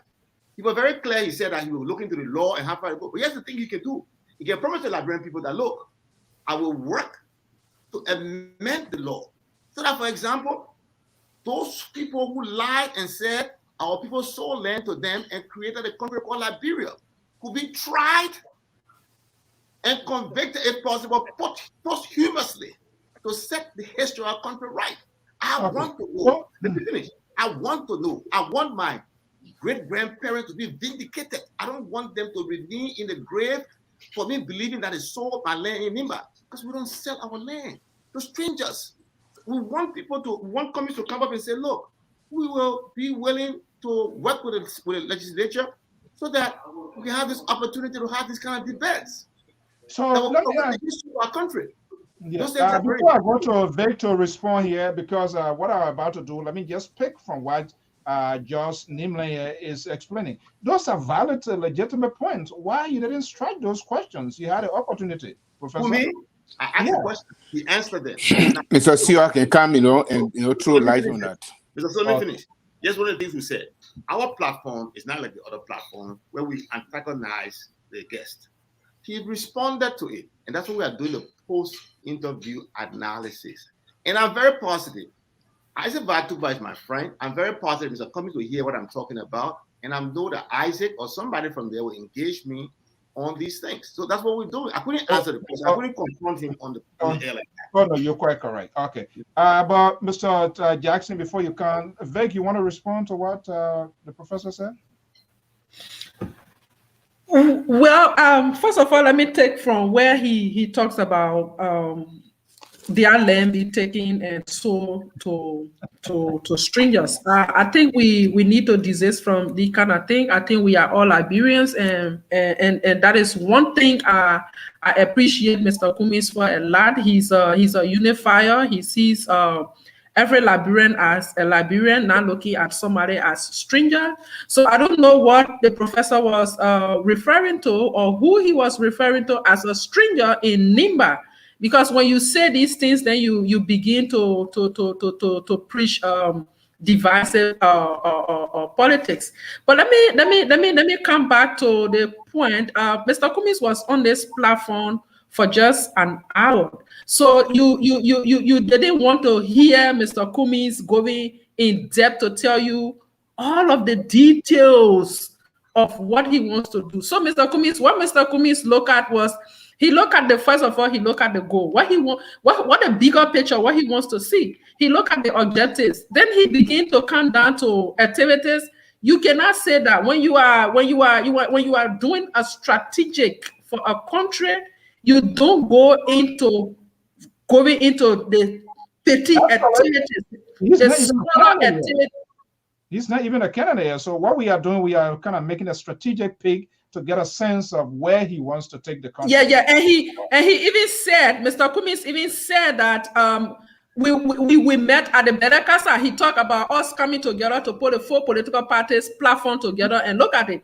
But he's also said that we're going to look at this platform more when we are clear who's going to lead the CPP ticket. So by the time Mr. Cummings is the CPP standard bearer, we're going to look at that document and then go in depth in looking at what are the activities we're going to implement to respond to some of the things he spoke about today. So you cannot have somebody coming on this platform to say, I'm going to, he said, okay, I'm going to build a road. Then he tells you where he's going to get the money from, how he's going to build the road, who he's going to contract to build the road. You cannot have that happening right here because we're looking at the bigger picture. You have to look at the bigger picture.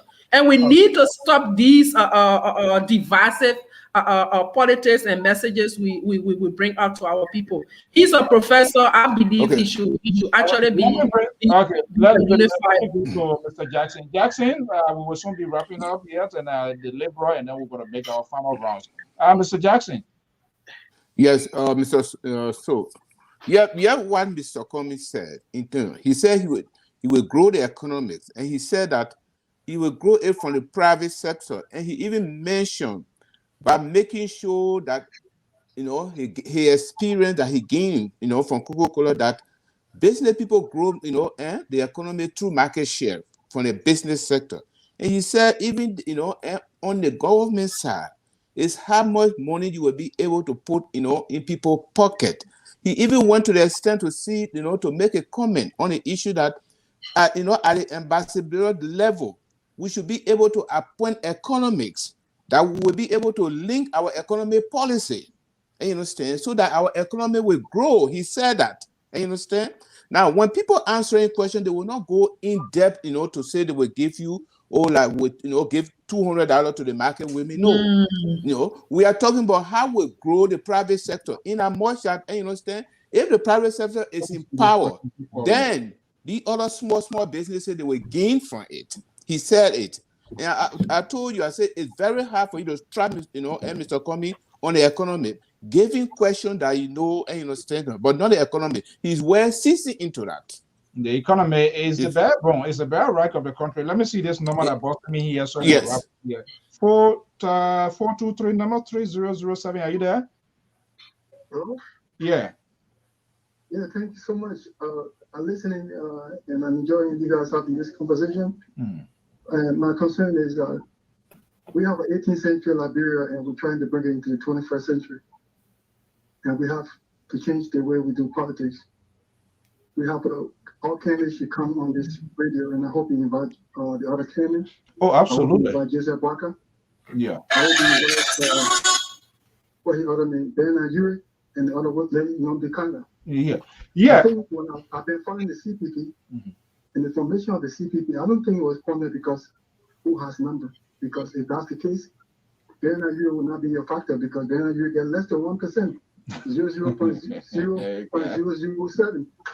So the CPP will form it to be able to get the aspiration of the Liberian people. So all candidates should be seen as equal, and they should be given a chance to engage the Liberian people and make their case. Yeah. Now I heard another candidate that said that the Liberian people mind already made up. I want to tell you that particular person, he might be dreaming because the Liberian people mind are not often made up. The Liberian people mind are often conditioned.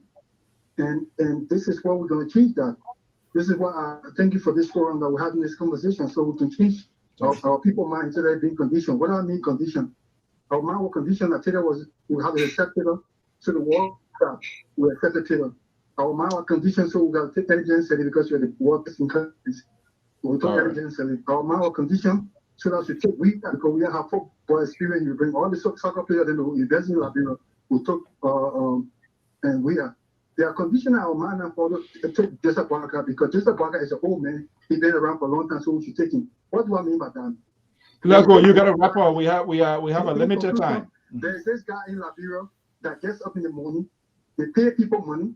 The people call on his show and say, "Oh, that Joseph Barker, the French people won." They keep telling the people over and over in their villages and things. I call my people in Cape Man. They tell me they are not going to settle for Unity Party. Unity Party have been here for them for 12 years. They're not going to settle for Unity Party. But yet people keep telling our people Joseph Barker the people want. So they're conditioning our people mind to accept what our people don't really want to accept. Thank you so much. Use your platform. Let other panelists be honest to themselves. Not bring the 18th century Liberia into the 21st century by allowing the candidate to come on here. Let me say, Coming came on here. Let's question them. Let's scrutinize them. Let's see which idea or which vision is feasible and probable and that can solve our problem. 18th century problem. Thank you very much. Thank you so much. So this one here, I will put it right in the face of the most liberal on this network, who has been blowing the trumpet, the horn, the bullhorn of Joseph Boykai of the Unity Party. Now you heard the caller saying, that's not me, that's the demands of the people. Samson, are you listening to me? So you are not going to intimidate the liberal progressive. There's no way I'm going to be intimidated. There's no way. Dr. Barker, let me repeat this. I said Dr. Barker will come on this platform when Dr. Barker and his people are ready to come on. When they are ready? When they are ready? When? Yes, I said when. I'm not here to speak on behalf of Dr. Barker. And the people. I said whenever they get to you, they'll be here. But let me speak to something here. Mr. Soul, please. Let me finish. Hold on. I brought it up. When Boyka ready, tell George Lobo and those folks beyond Boyka like yourself, keep building the wall of Jericho. Mr. Soul, with you and your conservative view, you're not going to depress this liberal, and you're not going to intimidate this liberal. You can go and talk to Sean Hannity and the Fox News. Maybe that's the next place we're going to send you. But no, on a very serious note, let me just say this here to the good CDC professor. It's a good point you brought in, CDC professor. And we accept that. But this is what I would suggest to you, sir. I would suggest, while you're bringing a case against Paul Coffey, and Jenkins, Joseph Jenkins Roberts of taking your land, we will continue to carry on the developmental agenda of the Liberian people. Yeah, well, yes, Liberian people are hungry, and you want Alexander Comey and CBP to waste their time to say, go back and see who stole our land? That's a very interesting point. We accept that. But why you want to take Paul Coffey and Joseph Jenkins Roberts to court? Alexander Comey and the CPP will take us to the next place. Let me just say this here also to you, Professor. Folks, if you're listening now, this is the reason why I continue to insist, and I will tell you, CDC, they are done. They got nothing to offer. The professor came on here, and he's a strong CDC. There's no question. We had Mr. Comey here for over an hour, and Mr. Comey was not repeating himself he talked on wide range of subject matter. Did you hear that the professor, even now as he tried to rebuttal, did you hear he saying or making specific comment to any of the issue? No. All the professor want to know why Mr. Comey was in the comment. Okay, good, we got you. That's a good point. Then again, he said the pioneer came through Sierra Leone and came to do mountain, whatever mountain, they took our land. And so therefore, Comey is not going to take anybody to court for that. We have a system. So I just want to say this to the professor.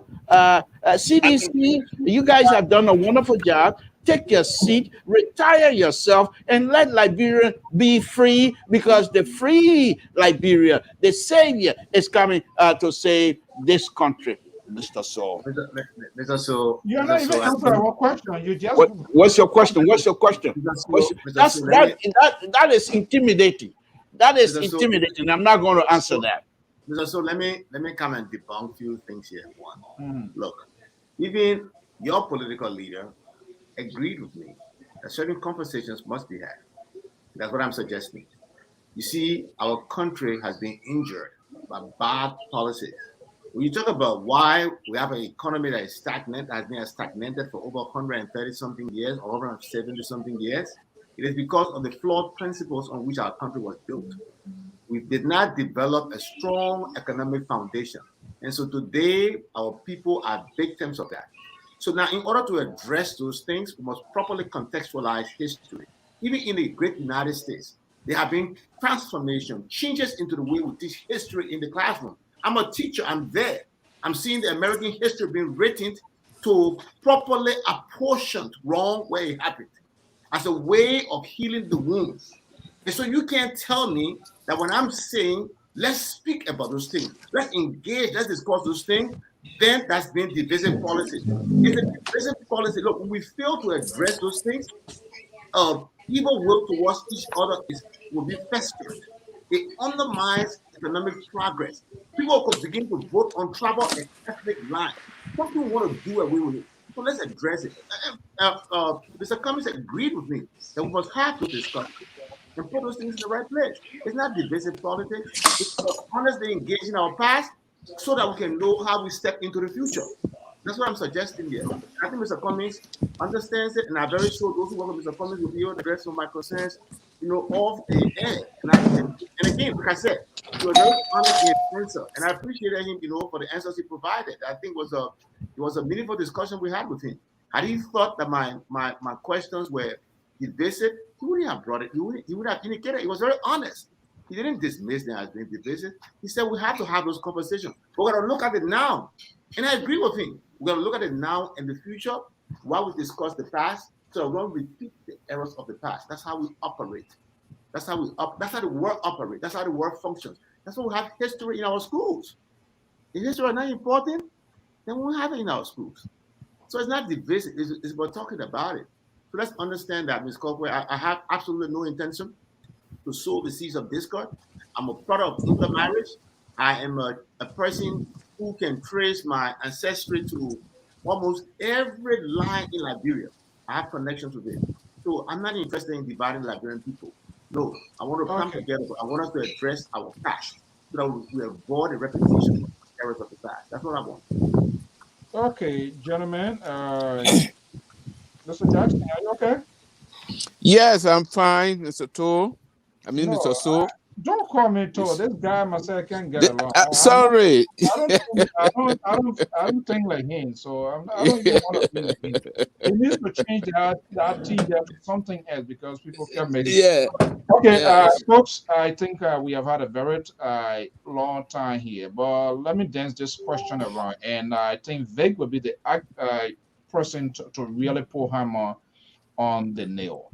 There seems to still be a little political cloud because he said a lot of good things, but there's a process that he has to go through that will get him to be the real challenger. Do you think the deal is sealed up within within the CPP selections? Seeing what is happening, what is unfolding? Do you think Kumi is already knocked it up?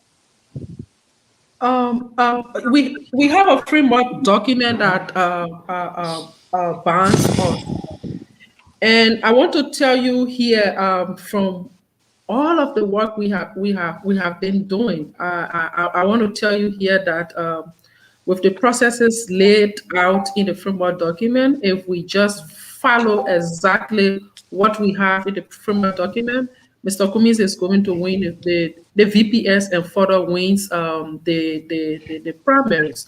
And these are facts that we are just saying. Mr. Cummings, first of all, when we say the commoners are not understanding what Mr. Cummings is saying, most of the callers here from the diaspora, from Liberia here, they talk about Mr. Cummings as the right guy, and if they should make a choice, Mr. Cummings will be that choice. So you have each and every one of those people who will talk to their people in Liberia to say, hey, they will help us. We are going to take Mr. Cummings to the communities, but they are going to help us to tell their people on the ground that Mr. Cummings is the right person. Mr. Cummings is the only person that can take the economy from where it is. Mr. Cummings is the only person that can unify the Liberian people. Mr. Cummings is the only person that will open opportunity for the young people, the women, the children, even the environment our children go to school. Mr. Cummings is the only person that can do that. So the work is being done. The work is being done for Mr. Cummings to win this thing. And you will see real campaign. Just watch and see in the next 2-3 weeks time. You will see that we will be taking Mr. Cummings to the communities to show him to the people, or to engage the people. As political and community engagement officer, I am going to make sure Mr. Cummings will be going to the communities to talk to people. Okay. Joe Washington, Professor, I adding up to the words of Vic, just watch and see. What is the CDC? What is the establishment? What is the ruling establishment? What are they watching? What do you think is going on with India strategy room? What are they observing? It's quite interesting to see what is unfolding. What the ruling establishment is watching development in our country. We believe that every capital city must be connected with paved roads. We believe in the improvement of the infrastructure of our country. We believe in building more hospitals. We believe in job creation, attracting more investors into our country, empowering more Liberians to not be spectators in the economy. Those are the things that we are watching. Oh my God. We care very little. You want me to give you a chance so you can speak? That's what scares the Liberian people. When we don't want to give others a chance to speak. That's what scares the people about people like ANC. So I will just stop right here and give you the chance to speak then. No, I think we proportional information here. The floor is yours. I don't think unless he got nothing to offer. So no, you know this, Professor. When he talks a lot. And tonight his voice is, he's cutting the shot. So the professor, he knows they're down, Mr. So let us not beat around the bush. They're down. Mr. Liberal Progressive, stop that, man. You know that we had a plan here to come here and sort of do the discussion. She's interrupting my speech. And honestly, you're translating to what the ANC is about. Like I said, my friend Azituba has come on. The change that we will operate, because when we believe that voices of dissent should not be heard, that when they're speaking, we just silence them. That's the fear the people in Liberia have for Cummings. That's the way people have been selling Cummings. But we at the CDC, we're not bothered about that. We are bothered about transforming our country, about improving the life of our people. Yes, we have hit some challenges. We own up to the problems that we've had. we'll own up to the failings of our government. And we know that with 2 years left, we will do the things that are right to change the trajectory, to do better for the Liberian people. But let me end and say that, look, I believe Mr. Cummings is going to win the CPP primary. And I hope to, that when we meet him in the general elections, we'll have a wonderful opportunity. Is that a preference of the CDC? Is that a preference of the CDC government? I'll tell you why he will win. The reason why he's going to win is that the so-called heads of some of the components of, first of all, he's going to win it. He's going to win it because the heads of those components of the CPP do not necessarily control the honor guards. What's going to happen at the end of the day? Mr. Cummings is going to win the CPP primary. Mr. Euro will come back and beg. To join the CDC. Half of the United Party will realign with the CDC, and Mr. Dara Cummings will be left with ANC and few distractors from the other political parties. That's what's going to happen at the end of the day. The CPP is not going to hold up on the elections day. Wow. That's a prediction, Mr. Jackson. That's a prediction. Yeah, Mr. Jackson, you agree with the professor prediction? No, I don't agree at all. Let me tell you the problem that I will see from Mr. Cummings is, one is to issue a disclaimer before the primary that ANC is not a stepchild of CDC. He needs to go out and tell people, because that's some of the messages they are carrying on, to sway people's mind. The next thing is they have to go further, to send out a message that will resonate with those who cannot read and write. It's very important. If Mr. Cummings go out and talk, he convinces the educated people. His message resonates with them. That's fine. But how about the ordinary people? So he needs to go now and do those type of homework. Then he can face, and the CDC. That's the message I have for him. Mr. So, you were freaking out here when the professor was talking. So what was the tension? What was the tension about? Well, I'm going to address the professor, but let me just say something what Mr. Jackson just made reference to, and just an observation. Mr. Cummings was here for more than an hour, and his language, there was not many words that would come across that my mind in total would not be able to understand. Small. They think with real down to earth Liberian English. That's it. Okay, so if Mr. Cummings, that's one of the things I observed here. When he started talking to Mr. So, when Mr. So brought in the issue of foreign policy, his tone and his language changes, because then he picked up the speed of now he's talking to people of foreign nation. And therefore, the tone and the language and the words that were used were quite different than it was when he was talking about the issue in Liberia. That's just an observation.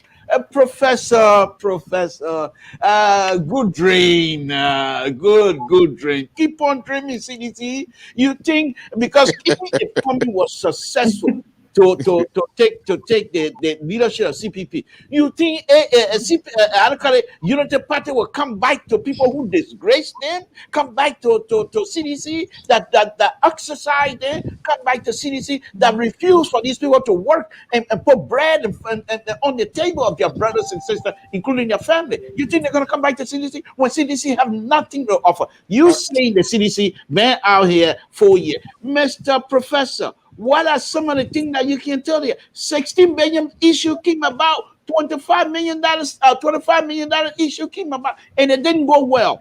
Mr. Professor, Liberians are not sleeping. What I do admire and like this president immensely, but the fact that CDC as a government has failed us tremendously. They can't give us roads, they can't give us nothing. They building market building, and they are unable to put people in there because they underestimated how many people are supposed to be in the house. What is that? And these are people you want people to Mr. So I know I'm hurting you guys feeling, but let me just say this here. We are here and we are coming to save this country. Okay, so you guys are going to be making a one minute argument.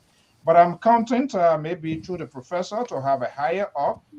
We will try to reach out to VP Boyka. at least something Tor should give us that sense of direction, but he's unable to do that. He's disconnected. I am member of George Liberty Lobo. Party USA. Member of Liberty Party USA. I'm not connected with Liberia Liberty Party.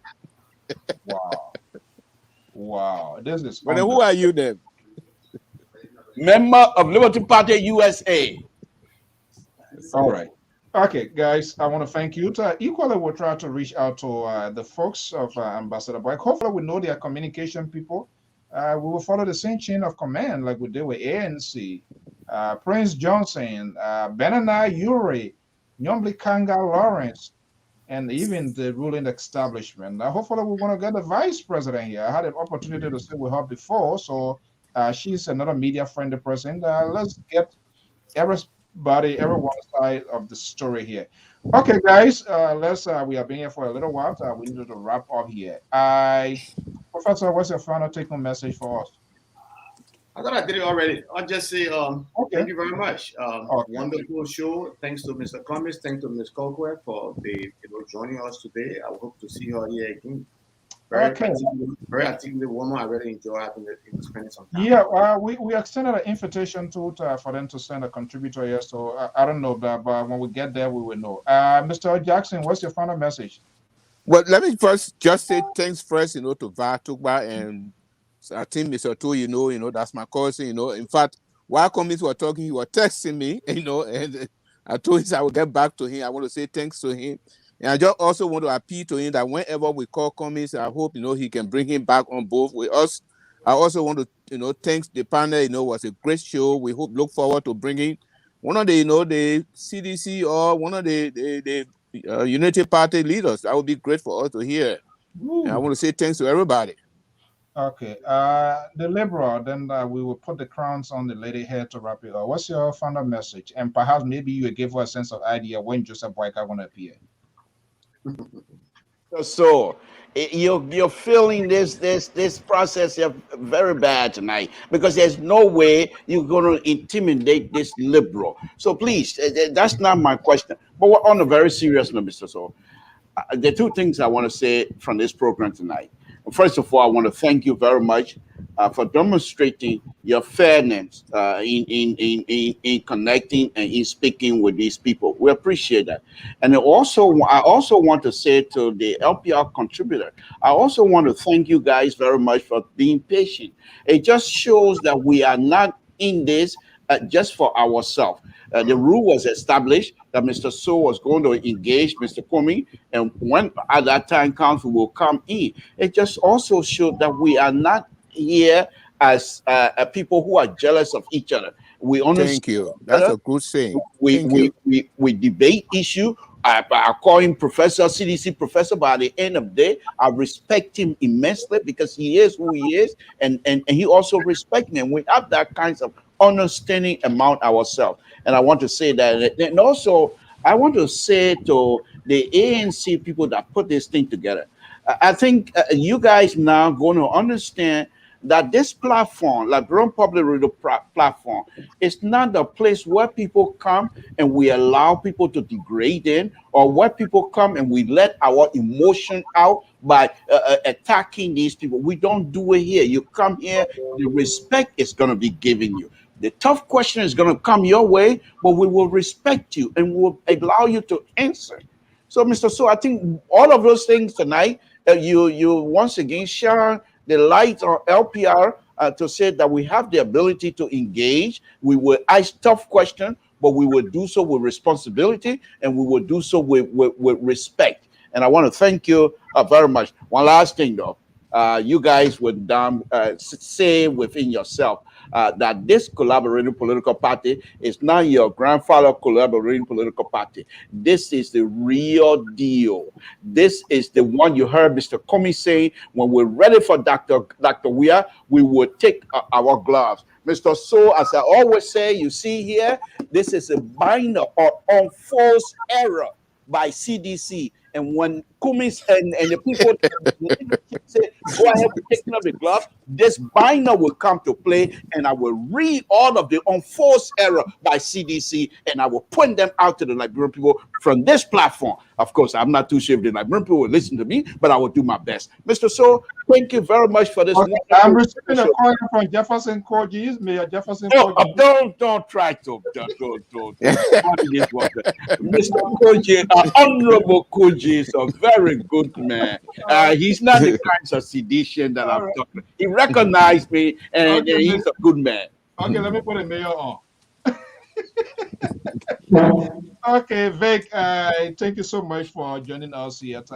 What's your final statement before we let you go? Yes, so thank you for affording me the opportunity on this platform, and I hope today will not be the last day. I want to leave the Liberian people with this. We want to assure you that the CPP is going to hold. Do not follow the CDC tactics that the CDC will not, the CPP will not hold. The CPP is going to hold. We understand that this is a young democracy we are in, and this is the first time for you to have 4 big political parties coming together to selecting one person to be the standard bearer. Of course, we will have some noise, we have some disagreement, but we disagree to agree at the end of the day. So whosoever, and I am not the only person saying this, Ambassador Bwaka has said this over and over, that our common goal is to give President Weah a one-term, and we look forward to giving President Weah a one-term. And the last thing, I'm coming back on this issue of strangers taking land from Nima. I think this is something that we need to desist from doing. We have gone through a 14-year civil crisis in this country, and these things, the reason why we have war in this country was based on some of these things we were saying. I believe we are Liberians, we are one people. We have 16 tribes of Liberia. We do not have any stranger in this country, and we need to live by that. Thank you. Okay, well, folks, to our contribution analysts and our panelists, I want to thank you so much. That's what we do when we make laws. We don't violate, we don't break it, because we're very, very much of a conviction that these political leaders, they must face the camera. It's a serious business here. It's serious thing that we align ourselves with, and we take that very seriously. And we hope the other folks on the other side, the CDC, the Unity Party, the Liberty Party, they themselves, they will also let them just tell us who to contact. Unfortunately, we just don't know who to reach to. Some of the folks that we know that are closer to them, all efforts in the past, in the present, has just not proved to be right. And we knew the way who to contact with ANC, and that's how we get Mr. Cummings here today. So we're going to do everything possible we can to make it fair and balanced. As a matter of fact, these people, they are not candidates. So the real questions, the question is not out there yet. So we're going to have this conversation. But folks, I want to thank you so much for your time being here, and I'm looking forward to having you here again another day. Thank you so much. Thank you, sir. All right. Thank you. I know it hurts you, and I know it's painful. No way to wait, so you have to let go. Your best friend is not a secret anyways. I know. And well, of course, to our many viewers and listeners far and near, those that call in from Liberia, right here, USA, your tweets, your comments, we want to thank you so much for your participation. It's all about Liberia, and all of these people, they must be asked tough questions. This is not a plaything here. They want to hold state power. They need to tell us exactly what they can do and how it will be done. You don't have nobody. If you say you will continue to be a Zogo. Yes, I want to say good afternoon to my sister joining us right here from the ocean state of Rhode Island. Sister Rita, good afternoon. Now you are Facebooking, right? A beggar. You will not marry. You will not bear your own children. If you say your need is borrow. And that's the voice of Minister Jimamont Walcott, the Liberian gospel artist voice, hovering right here on the Liberia Public Radio. I want to thank you so much to all our viewers and listeners. Yeah, your comment, keep those tweets coming in. Tell us where we went wrong, and we can help to fix that. but we strongly believe on this network, conversations of civility is the way out. Cursing somebody can solve the problem. You just adding insult to injury. This is why this society that we are in, people sit around a conference table and argue and exchange ideas. They become more persuasive in why they should go your direction. But when you sit down and think you're going to go on Facebook to cause, to abuse, you're not producing anything. You are just adding more problem to Liberia. And that's what we need to desist from. We need to sit on the table and talk those consequential issues where we found a difference and we can eventually find a common ground. And to the supporters of these people, you need to call these people out. We want to thank the people of ANC, especially the chief of staff, Isaac Tugbat, who actually helped to expedite these conversations in making sure that the appointment was kept in place. We hope this is not going to be the first time, but this was meant purposely to get the inner sight of Mr. Alexander Cummings, who is seeking the higher post of the land. Not that we do not want to take your call, but it was how it was designed. In nearby time, we will bring in here, and perhaps once they make time available, we're going to have a town hall meeting. And this goes out to all of the major political actors. If you are any member of those people, let them know and they can come right here. What we can guarantee, respect going to be given to you. But what is not guaranteed is to feed you with oatmeal. We don't face oatmeal here for people. These people, they are adults. They want national positions and they must ask tough questions. We give them the outline. It's not a Sherman Brand, ELTV, yes or no, that we're going to give you the question, but it is fair to give you the outlines of our point of conversation. And believe me or not, we're going to give you a fair share to answer those questions. Until then, I'm Alfonso Z, and so have a pleasant evening. That sickness that reviving you, I say, let it go. That barrenness, pack your load and go. Living the life of joylessness, let it go. I say, you spirit of suppression, let it go. Spirit of denial, spirit of depression. Oh, I'm tired. Government Hospital in Monrovia. Alex, the third of 4 children and the only son, he would attend elementary school, demonstration, and high school at the College of West Africa. Alec and myself, we became friends in 1971. That's about 45 years ago. We met in the 10th grade, and we just became fast friends. I love music. If people want to know, I actually like to dance. It surprises people that I do. And actually, I think I'm a pretty good dancer, by the way. He's a good dancer. Yes. But so am I. Don't let nobody stop you from having yourself a ball. I remember there was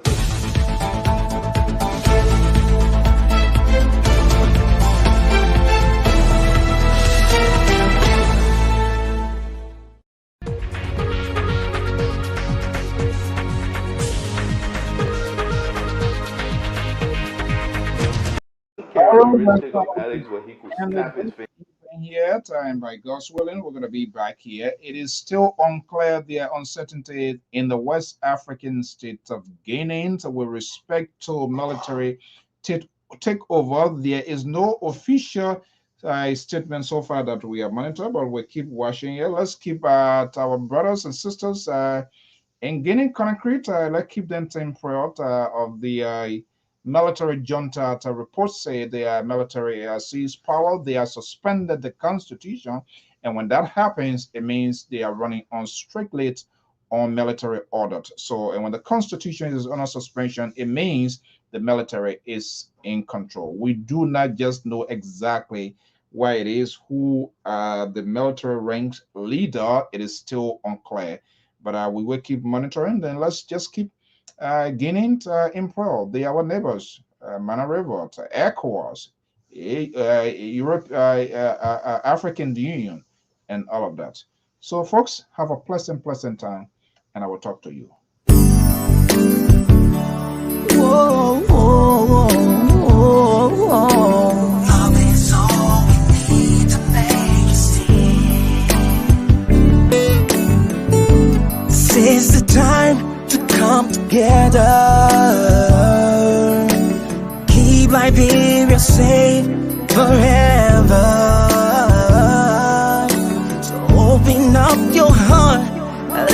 unity began.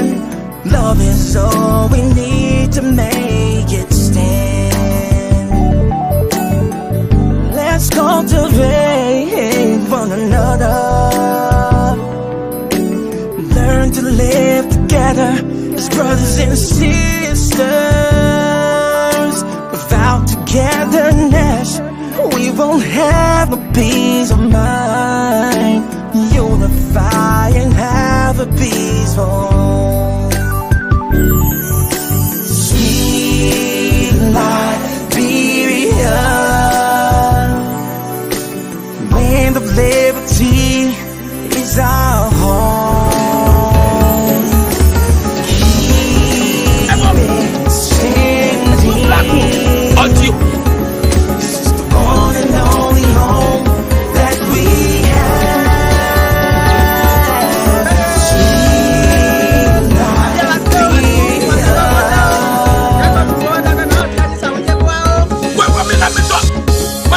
My people, our daughter who they call black, now bring the gospel to us. So everybody know when you get wish, when you get energy, come.